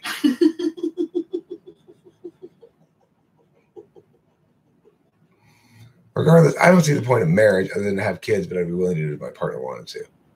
I'm not opposed to marriage. I agree with you. I don't really see the point of it. Even if you have kids, I don't really see the point of it. But I mean, I do get that there are financial advantages to being married from taxes and stuff. And that's potentially a good reason to get married. But I feel just as married as if I were married right now. I'm sure Kim doesn't. Kim thinks we should have a ceremony and a wedding and get married and stuff. But I explained to her right at the beginning of our relationship. Once I say I'm married, then I'm married as far as I'm concerned. And when I say I'm divorced, I'm divorced. Well, good for you. But when I say I'm not married, that means I'm not married. Okay, well, then I guess I'm married to your spirit. Get her cactus free. Well, right now she's got me pinned down. So for some reason, I decided to make it easier for her to stand on me by putting my hands underneath her feet. Now she's got my fingers grasped within her feet. So I don't want to disrupt her. She's sitting so comfortably. I feel bad about moving, which is one of the bad things about having animals. Like if a cat sits on my lap, I feel the same way. I'm going to have to give Red back to Kim in a second. She looks like she's getting sleepy. Bark, bark, bark. Bark, bark, bark. Bark, bark, bark, bark. Bark, bark, bark. Bark, bark, bark, bark. Bark, bark, bark. Is it the legal status that Kim is concerned about or the social marriage? What do you think, Kim? I think it's more the social. But I'll let Kim answer for herself, of course. I think it's a little both. A little of both, she says. Is Queens of the Stone Age your favorite band? No. Curtis is still more functional thing, a diamond. Yeah, well, you need a diamond in case you have to cut through glass at some point. Sleep in peace, world dominating chicken. She doesn't sleep with any guilt. She doesn't think about all the screams of those she's killed. She just sleeps comfortably. My husband insisted on marriage, ceremony, white dress, and all. It was a pain in my ass. Making sure that you could still wear the white dress, you had to take a lot of anal, huh? Pictures turned out cute, though. I'm glad. I'm glad that you, Joey Joe Shabadoo, were a virgin when you got married, and thus were unable to wear a white dress. Vaginal virgin. Good job. That's called, I think she's thirsty. Oh, are you thirsty? Okay, here. I'll get you some water. Want some water? You want some? No? How common is it for INTPs to suffer from social anxiety? Well, I mean, social anxiety is something that I think everybody gets the concept of because everybody's felt shy or nervous in a certain circumstance if they're really out of their element, for example. So the idea of social anxiety being a specific thing suggests that it's significantly anxious enough that it substantially impacts their ability to do normal behavior for a while. Like if anybody's gonna have anxiety if they say, quick, hurry up, get on stage, you gotta give a speech to these 100,000 people that you haven't prepared for. Even I would be like, right this second? Oh, okay. And I'm very comfortable in front of people. But so there's obviously a spectrum of degrees of anxiety regarding social situations. And to say that one has social anxiety then means it must be an outlier in terms of its impact on your ability to function. If you have social anxiety and you're an INTP, well, I mean, part of that is naturally INTP in the sense that every INTP with their fourth slot FE is going to be much more cautious with it than probably any other FE using type. ISTPs are just rough with it. They don't really care if they're hurting feelings or whatever. INTPs are it's very important to them they be perceived correctly. They seek that assistance in that because they want to be perceived certain ways and they want to effectively manage other people's perceptions, but they don't attend to it very much actively. So they end up being very risk avoidant socially. They're ideational enough to understand how FE works on a metaphysical plane, more so than, say, ISTP, but they don't want to make mistakes more than they want to accomplish good things with it. So in that sense, it kind of expresses as a manner of social anxiety or social avoidance, I guess. In that regard, it would be common or native to the INTP almost to be socially risk avoidant and therefore further along the social anxiety scale than any other type probably, except even including INTJ. Because the polar FE, ISTJ and INTJ means they don't really get that how awkward they can be sometimes. ISTPs are more likely to shut down. They're also more likely to go tit for tat. For an ISTP, if saying something mean is in their mind fair because you said something mean, then it's perfectly okay. If it's fair, it's okay in an ISTP's mind. There's no two wrongs don't make a right with ISTPs. I just think about it. Sounds like you're an idealist type. You have ideals. And your ideals manifest as a native idealism, which ideally you'll eventually overcome. That's Violet. Violet is our most furriest cat, I'd say. Or do you think Mason's furrier? No, she's furrier.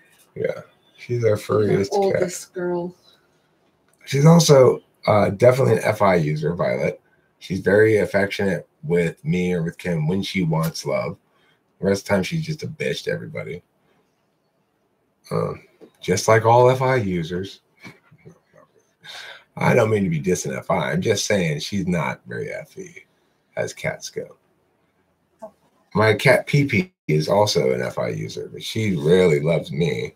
And, you know, she gets into the FI. She and I have some serious emotional bonding time where she tells me how important I am to her. And I tell her what a glorious, gorgeous, just and true kitty she is.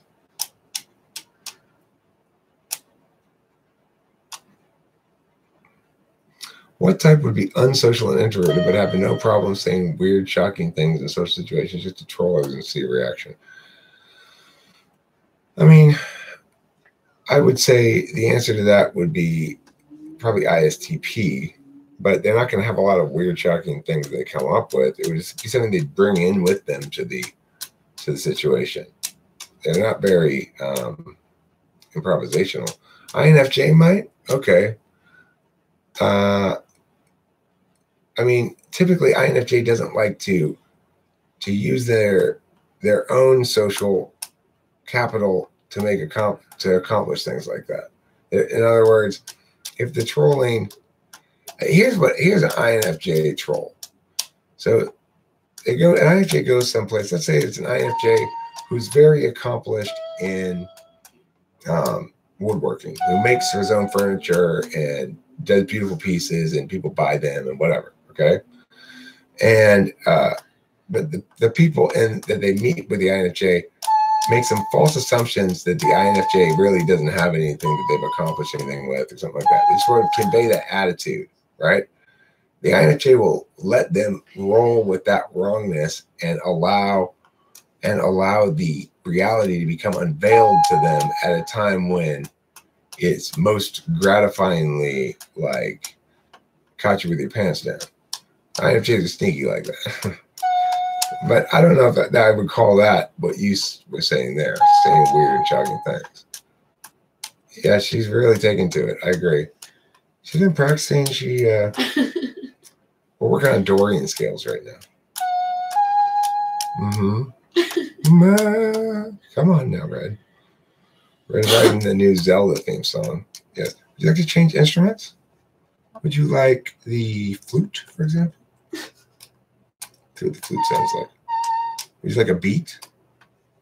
Here's a beat for you.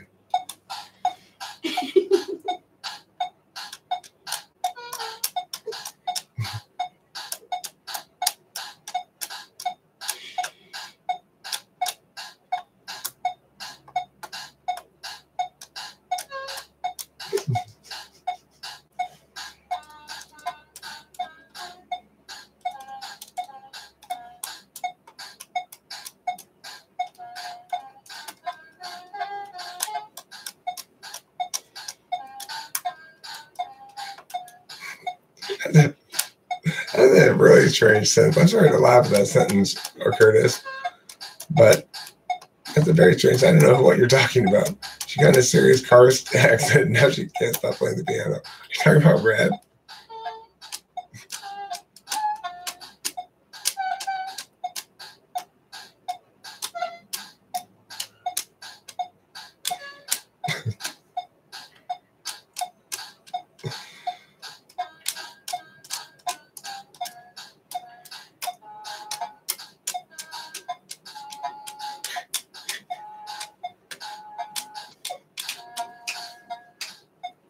Good job. She's pushing the.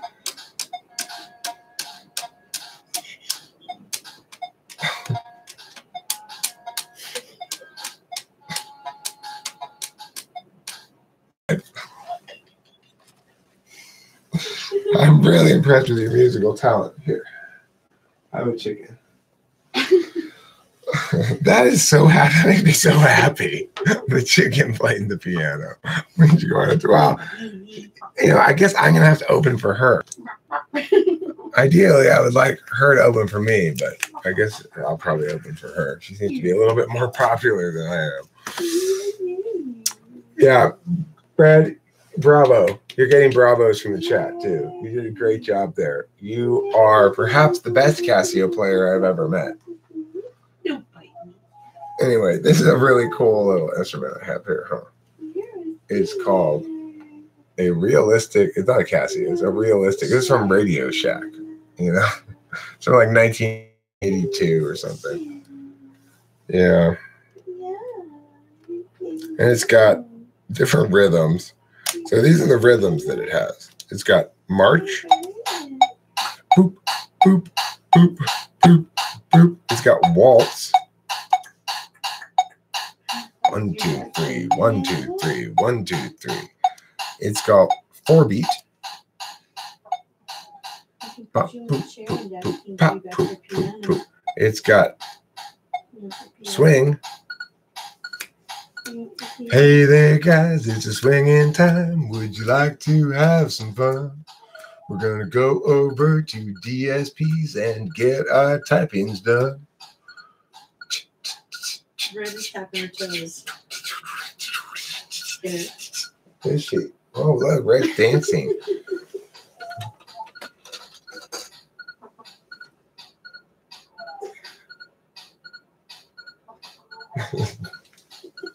She loves the swing beat, Red does. Yeah. She wants her piano back. Let's see. What's my rhythm next? The next rhythm that it has is Rock 1. Boop, boop, boop, boop, boop, boop, boop, boop, boop, boop, boop, boop, boop, boop, boop, boop. My next rhythm that it has is, it's got only a few more. Rock 2. Here's her water. Here's her water. It's in a bowl. Give it to her. She'll show. Let's see what. Bossa Nova.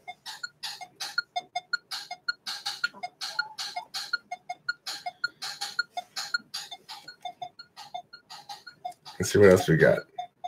Samba. We're getting Latin American now. What else we got? Rumba.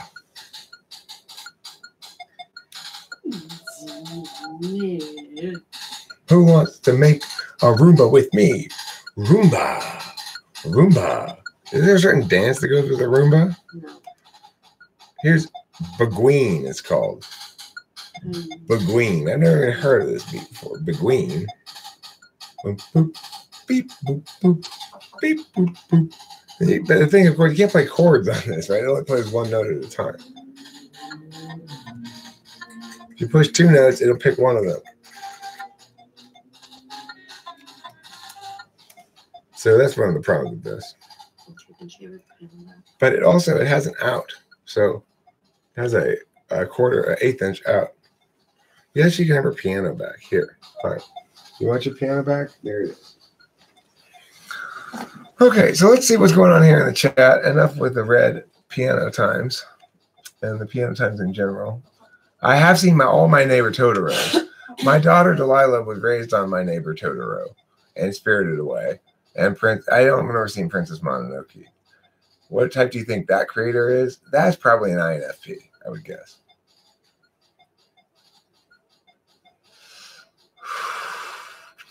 Florian. The one I have seen is Spirited Away. And I am thinking ENFP. Okay, I could believe ENFP as well. I'm just thinking I've seen NEFI. How you guys doing this morning? I'm doing fine. How you doing, Comical Cowboy 1911? I'm going to be ending this live stream in about 10 minutes because I actually have a paid typing at noon. And I want to have a little bit of time to meow around before I start that thing. And maybe look at his ordinals if he sent them to me. I'm not sure he did. But that's kind of cool. Have a typing this morning. I'll have another one pretty soon. If anybody out there watching this wants to be typed by me, I do offer typing services for the low price of $100 US. It includes a 75-minute or so session. And I will ask a bunch of questions, try to get to the bottom of who you are and how you cognate and give you that information. And I would say I'd say everybody who's ever done it, and I've been doing it for a while now, everybody's ever done it has walked away feeling as though it was money well spent and they enjoyed the time a lot. In my opinion, I would also say, if you're going to spend like $100 to take a couple friends out to dinner, you're not going to remember that 6 months from now, probably. But you'll probably remember this conversation. It's probably worth $100 because it's going to be all about you, and I'm directing my full attention to it. And, usually I'll come up with something reasonably insightful if you give me enough time to talk to you about something. So there you go. Anyway, I don't think ENFP, since he says he has a strict routine for for example, eats at the same time every day. I don't know. Hi from the gym. Working eye. Are you working out? You pumping? How do you go about doing the paid typing? I start off by, an email exchange. Somebody emails me and says, I want one. I say, here's Kim's PayPal address. PayPal are $100, and then we'll set up a time, and I'll send you the ordinals. And I usually send them the ordinals. They send them back to me, so I have something to start with, to begin with. And then I talk to them. And I say, well, this is what the first ordinal suggests, second ordinal, third ordinal. That's your starting point. Is these things, you got 3 of them say INTP, 1 of them says ISTP or something.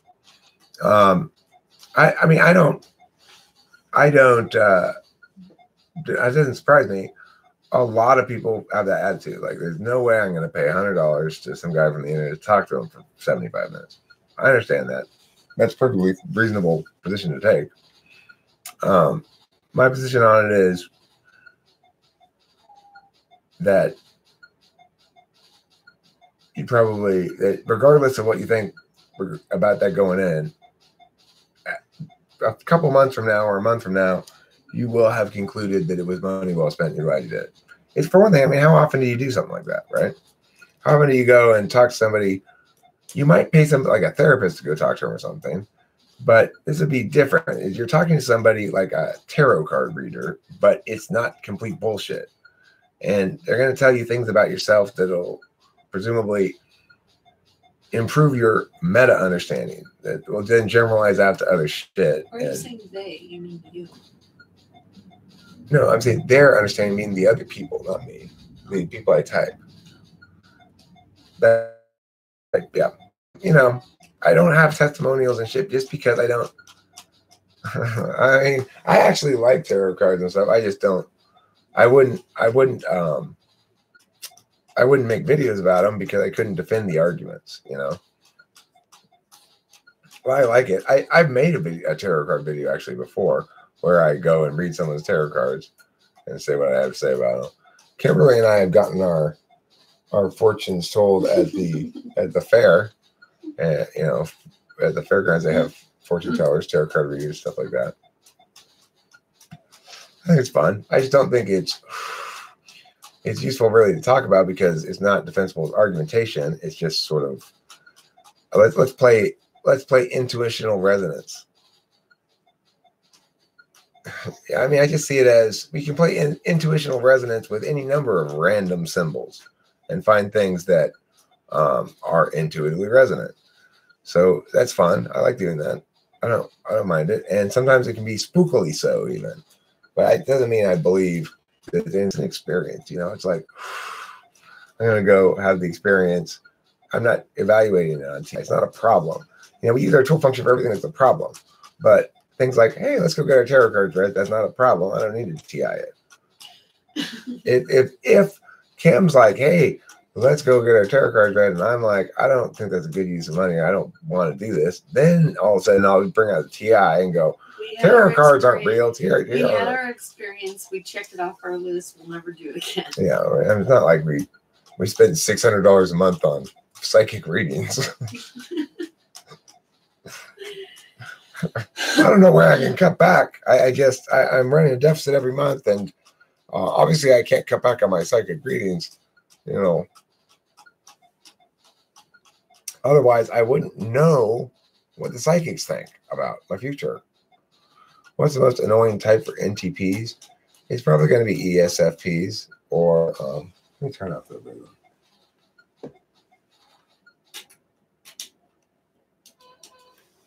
There. And, ESFP or potentially ENFP. And the reason being because when you have a judging function as your tool, the other judging function is your polar. So you're going to have problems who have people who have the other judging function as your tool.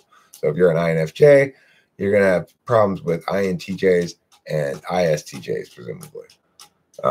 Probably more ISTJs. INFJs are going to have a problem with ISTJs. Just as ENTPs have a problem with ESFPs. So I do a max of $40, but anything above it is hell no when it comes to typing. Plus, you don't really need to understand shaping other functions. But I mean, it doesn't sound like it's a product for you. I understand that you do a max $40, but it's not worth it for me, really. The thing is, I'm a debate coach who gets good hourly wage in my actual work, and I'm doing very much the same thing.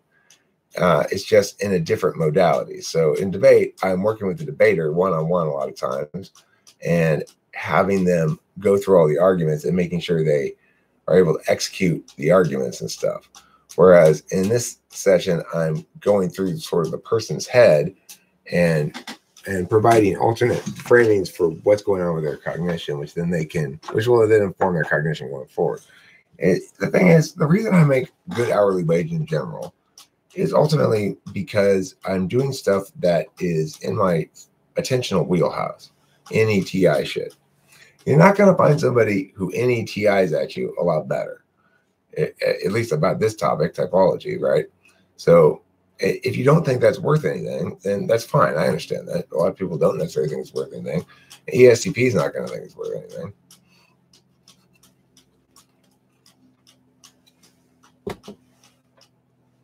If you think it's worth $40, well, I don't think my time's worth $40. So sometimes they really can be lol, but then NFJs like me can be too irrational. So lol. NFJs like to sound rational for sure, and our INFJs are usually pretty rational. Like for them to get full satisfaction from their NIFE, it's got to be TI consistent because it's their third slot. It's their absolute value. The chicken's name is Red or Officer Red. I'm gonna call her Officer Red. She,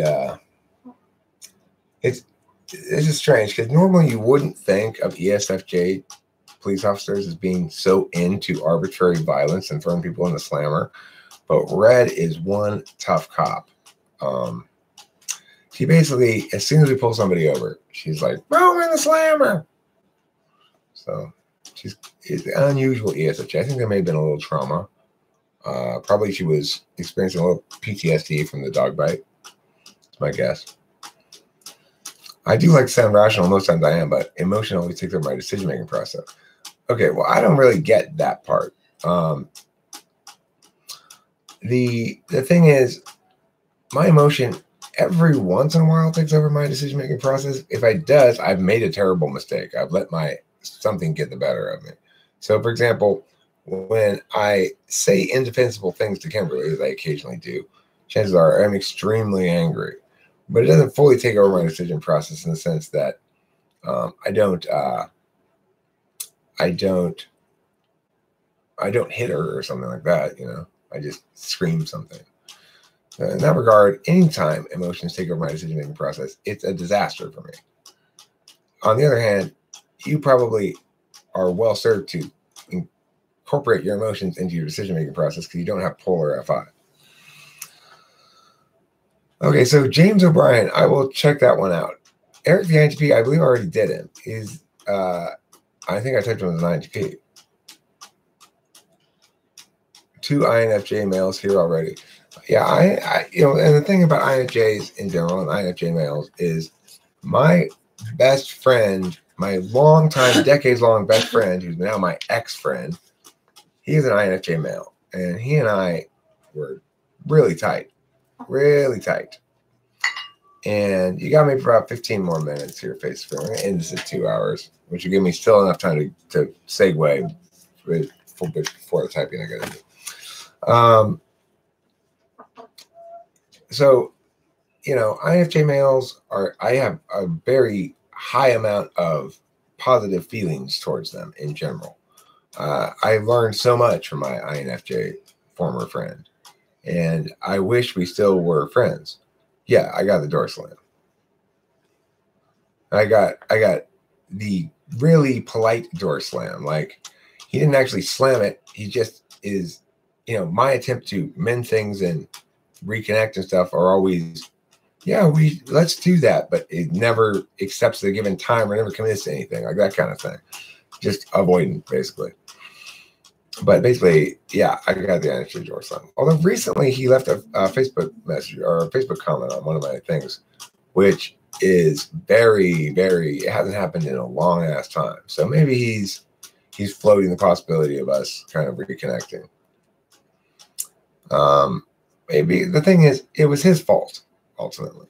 I had my role in it, sure. And I was probably presumptuous and over assertive in my thoughts on things during that time period. It was shortly after I quit drinking and I had opinions about what other people should do, like an idiot, so that was bad. But ultimately, I think it boiled down to the fact that he didn't like the way that I transitioned after I quit drinking into somebody who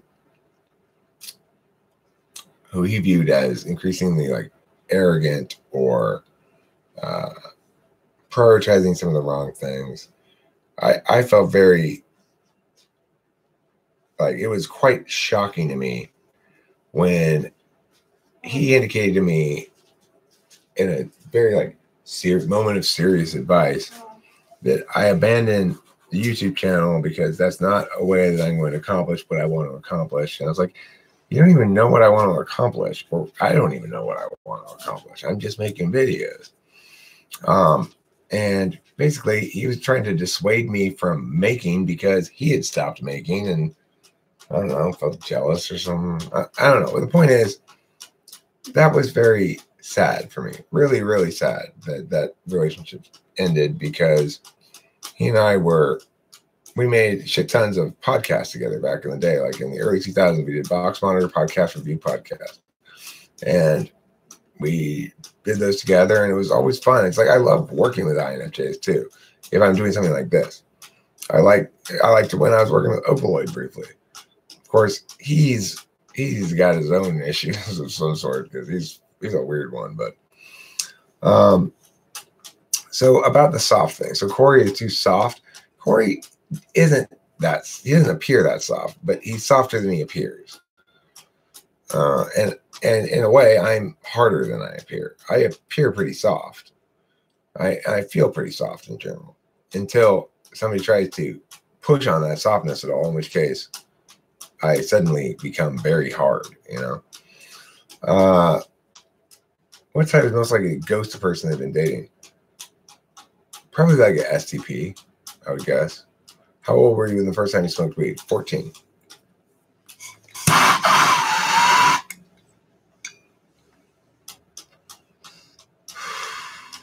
Even I, as an ENTP, have cut people off, but it's usually because they are demanding things from me and I'm not willing to do them. I just ignore people, and I don't want to deal with their shit at all. So it's like, if I'm on Facebook and somebody's busting my chops on Facebook Messenger and I don't like it, maybe because I actually did something or something, then I just stop going on Facebook for a month. It's type 7, Enneagram type 7. I just am super, I just play at something else and ignore the things I don't like to think about. I'm also a very forgiving person. I don't hold grudges at all. As crazy as it sounds, I probably even forgive Hitler. But you're an INFP. INFPs go, don't say mean things about the dictator. I mean, you can forgive him, but you can't excuse him from justice. So say, I forgive you, Hitler. Now go into the torture chamber. And the worst part is I keep rereading the same INFJ articles and never seem to be satisfied. The first time I did crack was the only time I did crack. I was like 18 or 19. The worst part is I keep rereading the same INFJ article. Well, you should watch my videos about INFJs, including the one that talks about how INFJs actualize. INFJs like that video. INFJs also like my how the INFJ shops for groceries video.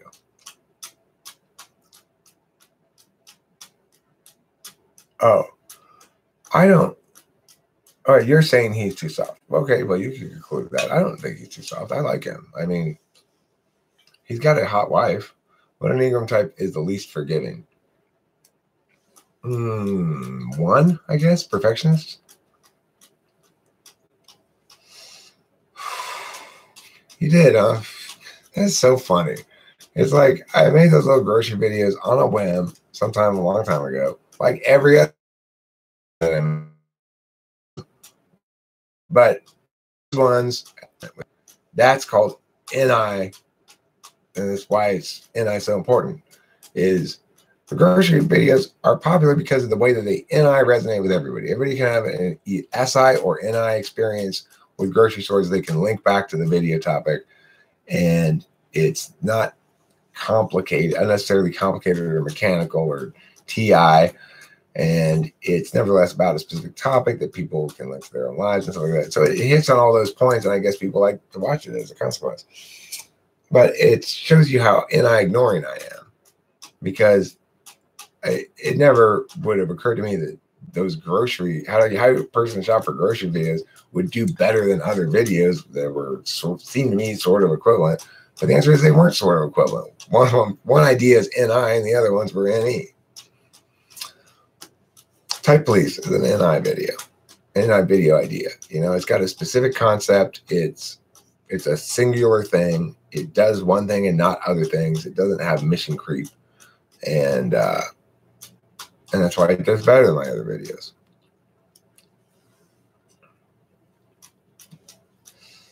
NTJs or STJs do that face supreme. It's fucking annoying. Yeah, there are more debate police videos coming out too. I got a lot of videos planned in the works. It's just a matter of when I get around to doing it exactly. Like, I want to put a couple hours into making 10-minute or so long chunks of reading out loud Gospel of the Pantheon, my novel. That's in the works. I haven't started yet. I want to continue making the videos, and that'll be premiered like the way I did with the cognitive function book videos, the exciting tables videos. I'm going to do both those books all the way to the end, premiering them one thing a day for however long it takes to get through it all. And then, but I'm not going to finish that whole project before doing other projects as well. So I want to get a couple Type Police videos done, hopefully today, maybe after between typing the guy and going to work, so it works too. But, and then I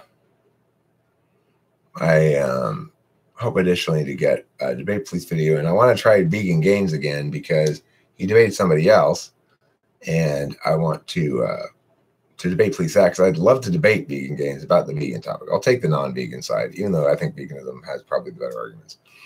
I typed Frank James's INFP, but I haven't watched any of his other shit since. I only watched what I watched to type him. So it's not very reliable. I'm not really typing people in Type Police. I'm just saying, I don't think you're the type you say you are, therefore you go to jail. I'm not really saying what type I do think you are, although I come up with speculative possibilities.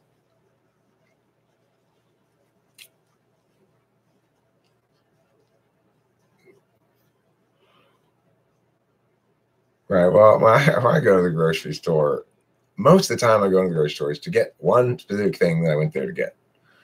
But when I used to shop for myself, you sent me a video on libertarianism on Facebook. Thought it was probably interesting for debate police. Okay, I'll check it out. Thank you for sending it to me. But regarding that other thing where you're saying this person sends you links and tells you to watch this and stuff instead of making arguments themselves out, fucking annoys the shit out of me if you're trying to tell me I'm wrong and you say, well, you need to watch this. No, if I'm wrong and you know that I'm wrong, then you can articulate what it is that that says that makes me wrong. And if you can't articulate what it is that says that makes me wrong, then you, in fact, do not know that that proves me wrong. And there's no reason for me to watch it.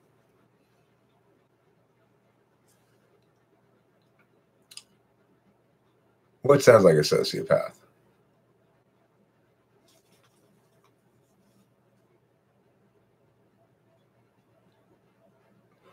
Taylor doesn't seem like a horrible person. He's just a misjudged person who had a lot of bad luck, but what he did was unjustifiable. I agree with that.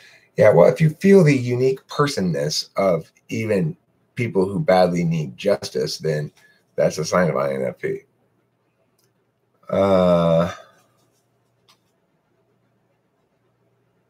But sometimes other people can articulate it better than I can. Oh, Dawson, that sounds like a sociopath. Who's Dawson? This mouse is not working for shit. Oh, there it goes. I said to sort of wake it up, I guess. Who mocks people who get sick from cancer and them for eating meat?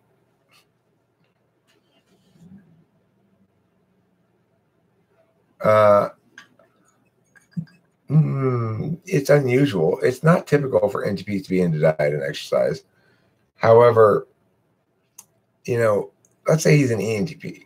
ENTPs with their polar FI ultimately end up taking on a character of sorts that they develop over times. But I mean, that doesn't sound like an NTP position at all. I mean, there's no reason to believe eating meat causes cancer. There may be some correlative relationship. I mean, a heart attack. I said he must be a sociopath. I see. Just him dressing and dragging using the whiny voice. Does he dress and drag? Vegan gangs? Is he a transvestite? I don't think so. I haven't seen him. Does he? Really? Huh. Well, the video I watched, he wasn't being a transvestite. Is he gay? Is he a homosexual? Or just he likes wearing women's clothes? That's strange. I mean, sometimes I'll put on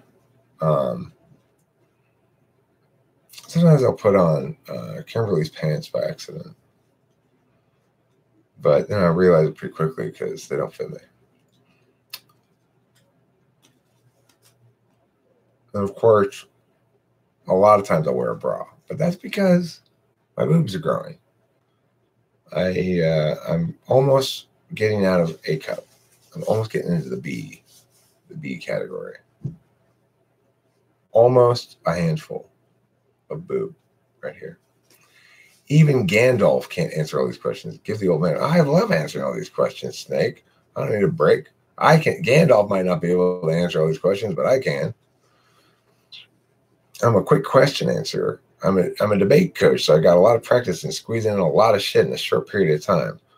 You know, I was practicing with this kid the other day, and I was demoing the speech. It was a 4-minute speech, and he had to cover a lot of flow ground in 4 minutes because he has to respond to the negation's 7-minute rebuttal speech, and he's got to rebuild or extend arguments on his own case.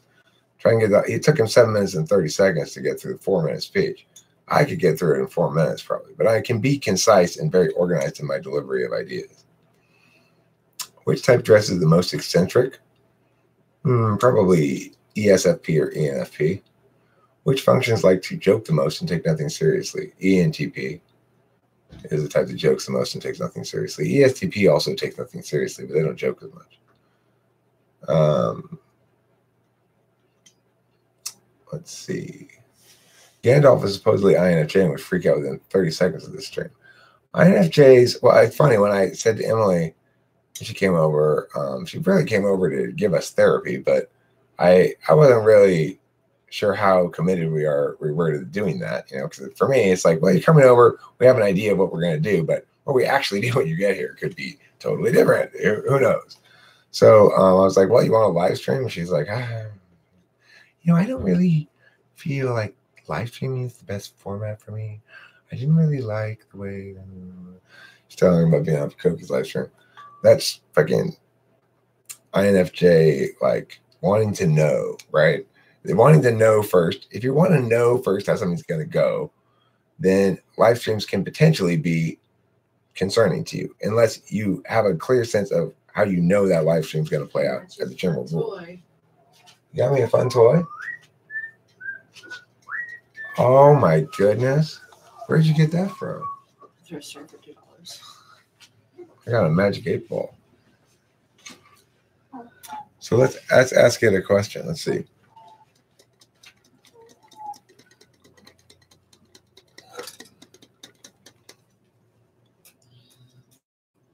What does it say? Ask again later. Okay, I'll ask again later. I didn't ask a question. So that's probably why I got it wrong.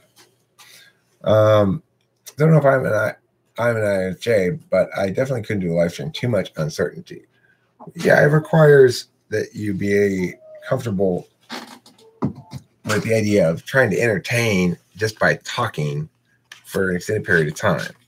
It's the sort of thing where if I had to do an NI kind of thing, like I had to stay exactly on topic, on a limited topic for a long period of time, and only be explicating that thing and trying to realize its explication in a holistically perfect way, that would be a huge challenge for me. And in fact, I do try to do that on a regular basis, but it's a huge challenge for me, and I rarely succeed. To me, writing and talking are almost exactly the same.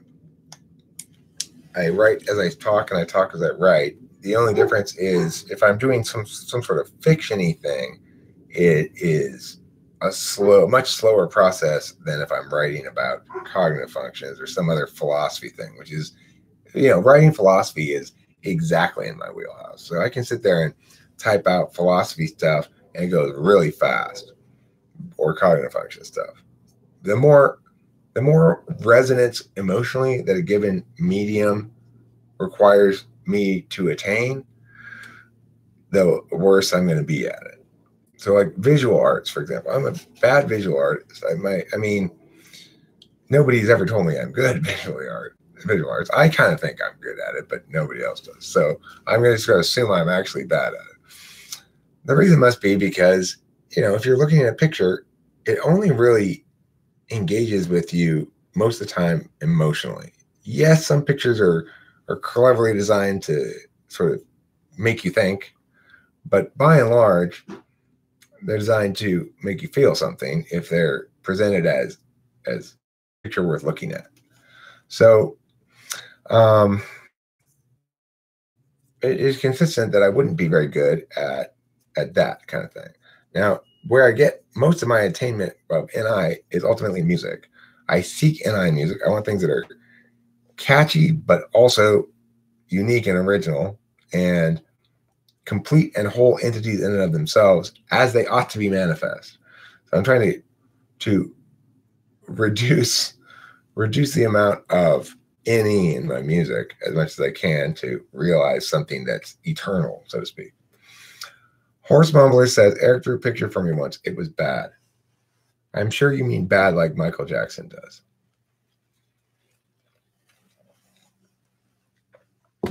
Yes, voice is faster, Walter Weisman. That's true. But it's also a little less precise. And it's true that I can't write as fast as I can talk. But I'm saying some people have a different writing voice than their speaking voice. Whereas, by which I mean choice of diction, cadence, other things that get expressed in both text and verbalization. But my speaking is the same as my talking in terms of my voice in general. Why do INFPs like to draw, or into abstract art and like music? I'm guessing that none of those things have to do with SE Polar. Well, they all have to do with NE, and for INFPs, FI. Like, INFPs are likely to make art that is emotionally resonant and have that part be easy, and have the philosophy part require them to do more effort, Comical, I have to consciously take the conversation out myself. Sometimes I've worked on that. Yeah, you say you're an introvert, right, TJ? But if that's the case, then I mean that's a sort of ENTP sort of thing. In a lot of ways, you kind of remind me of me. So I don't know. You might be an ENTP if you consider that possibility. Pedo bad. What did you do, Eric? I didn't do anything. Do you think you could type people only based on what type of art makes them cry? Not with a great deal of accuracy, but I could give it a shot. It's ironic, isn't it? What's ironic? The irony that you're noting? Yeah, I don't ask. I just veer the conversation in another direction. Which direction did you veer it in? Poor Donald Trump is only getting paid $2 a day. I didn't know that. In person, I'm much quieter.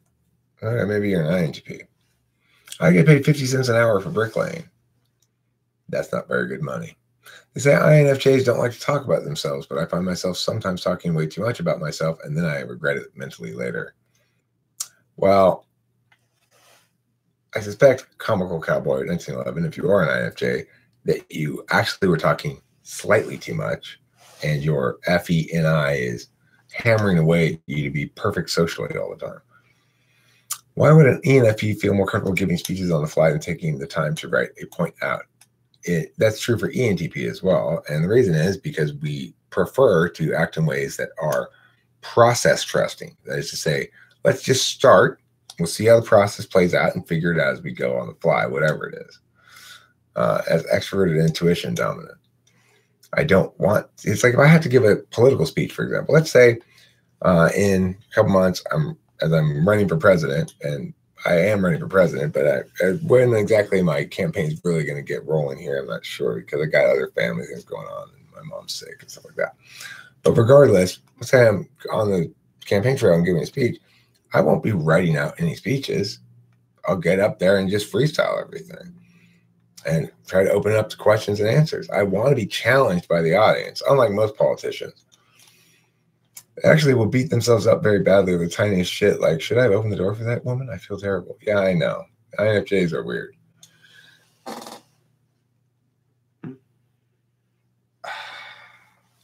do the well.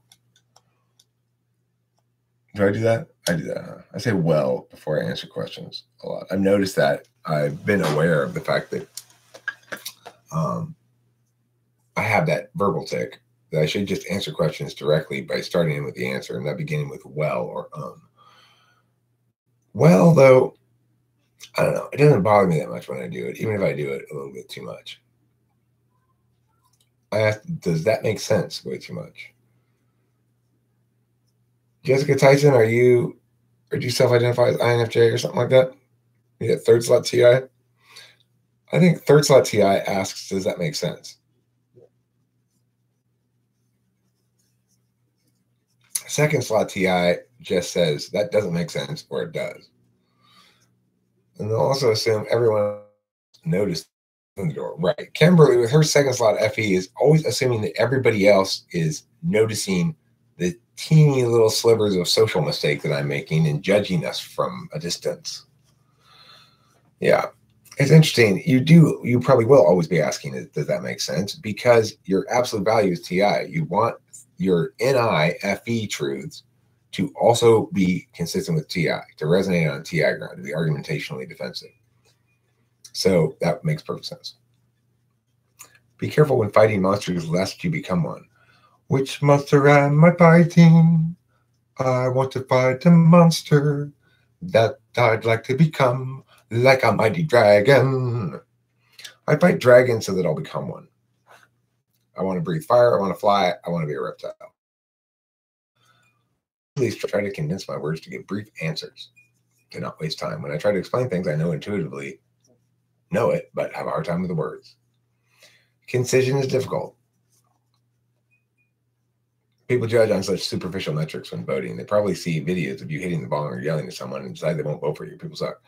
Well, I mean, it's not just decide they won't vote for me. They decide I'm illegitimate. They decide what I'm saying is of no value because obviously somebody who has on a funny hat and is smoking a bong rip doesn't have anything serious to say.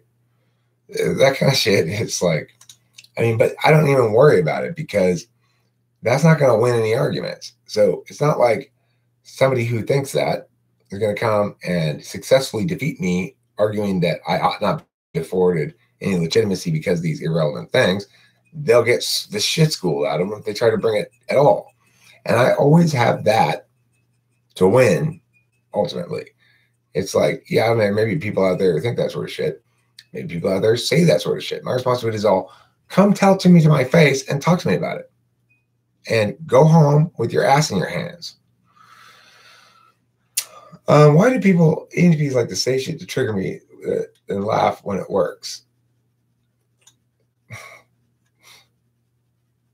I think we're probably laughing to sort of go, oops, I didn't mean to make you upset or anything. I was just playing around, you know? Because ENTPs don't want to hurt people's feelings at all. I don't. Very sensitive about it. It's like if somebody's looks like they're getting sad, even if I'm in the right, I'm going to stop hammering. Well, fortunately for me, I don't care about things that aren't arguments, really. So it's like, it may be true that it has its impact and people's perceptions are affected thusly, but it doesn't matter because they can't win with that.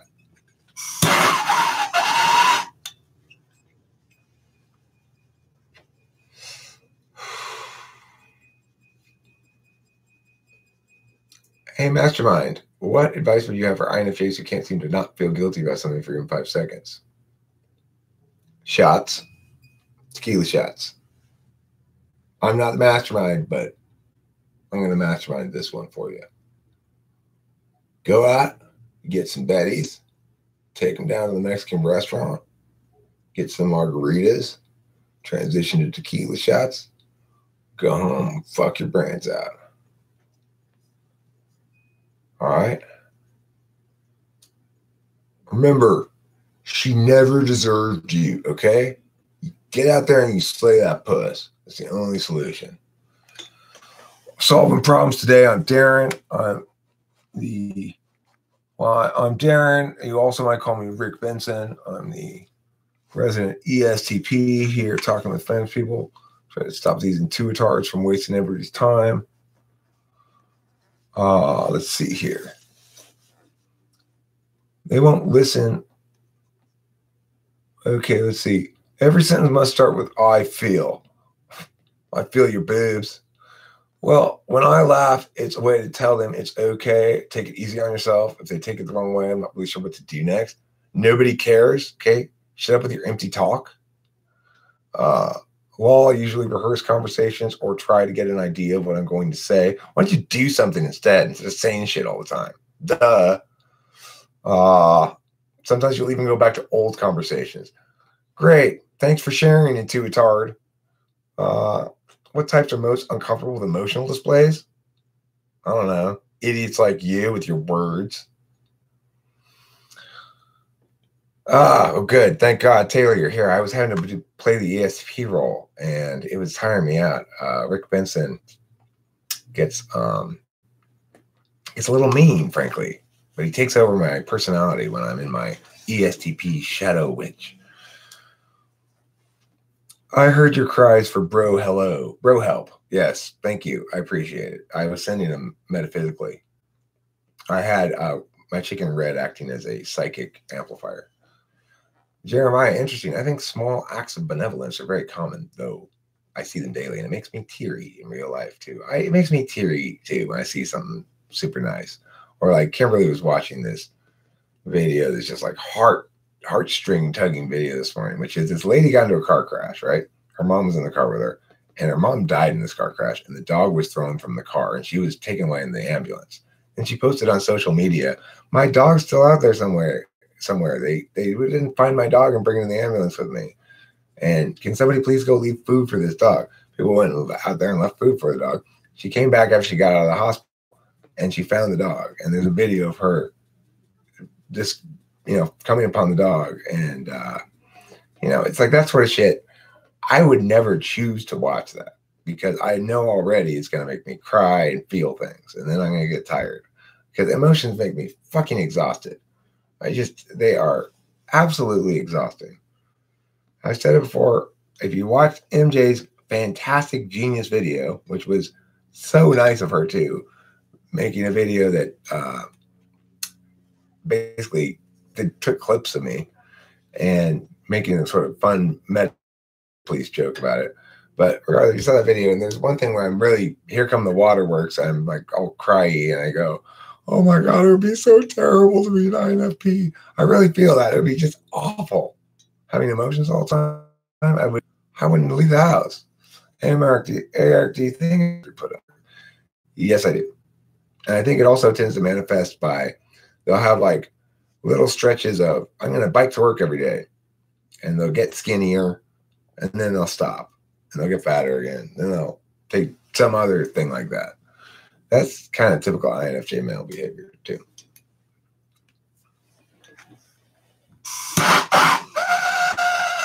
Probably ISFJs too, Jeremiah. You're right. Probably ISFJs the same way. That second slot FE wants to attain perceptual consistency with their expectations of people's perceptions of them. And what didn't you already ask that question, Curtis? A long time ago? Did I not answer it? I don't know what type he is. I don't know what type he is. It is unlikely that an NTP would be into diet and exercise. I thought he was an NTP because of his argumentation style. If I could actually debate the guy, I'd be able to tell you more definitively. Okay, yeah. I think I started to answer and then I got distracted. Literally keep thinking about walking to this restaurant down the road, but I drive and I haven't done it yet. How do you feel about ESTJs, Father Eric? My father is an ESTJ, Father David, and he's a wonderful person. You know, it's like they make you roll your eyes a lot, ESTJs do, but inside, if they're not asswipes, then they're fantastic. You know, they can be asswipes. Me and Kim are doing fine. We will try to keep supporting each other. I'll try not to take the bait. I got to be more detached and not let her, when she gets stressed or there's any kind of, then she thinks, oh, I'm having bad feelings and I'm going to take it out on Eric. I'm an INFP, and when I was stressed due to social expectations, I ended up acting like what I thought was ISTP, but maybe I was wrong. I was outgoing, partying hard, fixing motorcycles and cars a lot.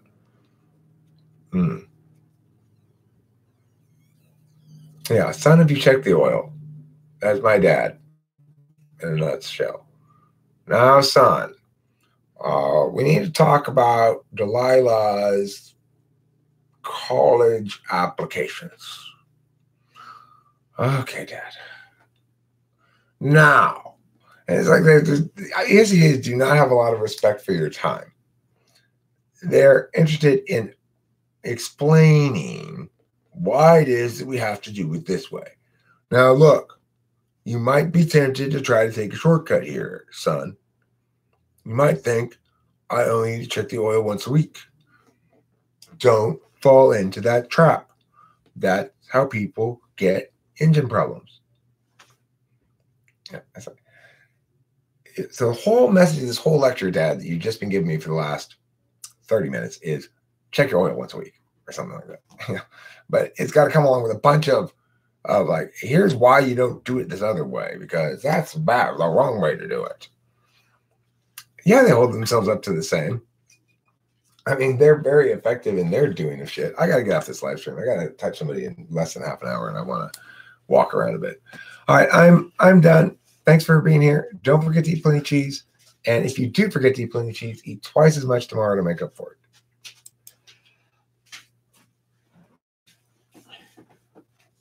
Come on, end stream. You're not listening to me, computer. End stream, I said. End stream.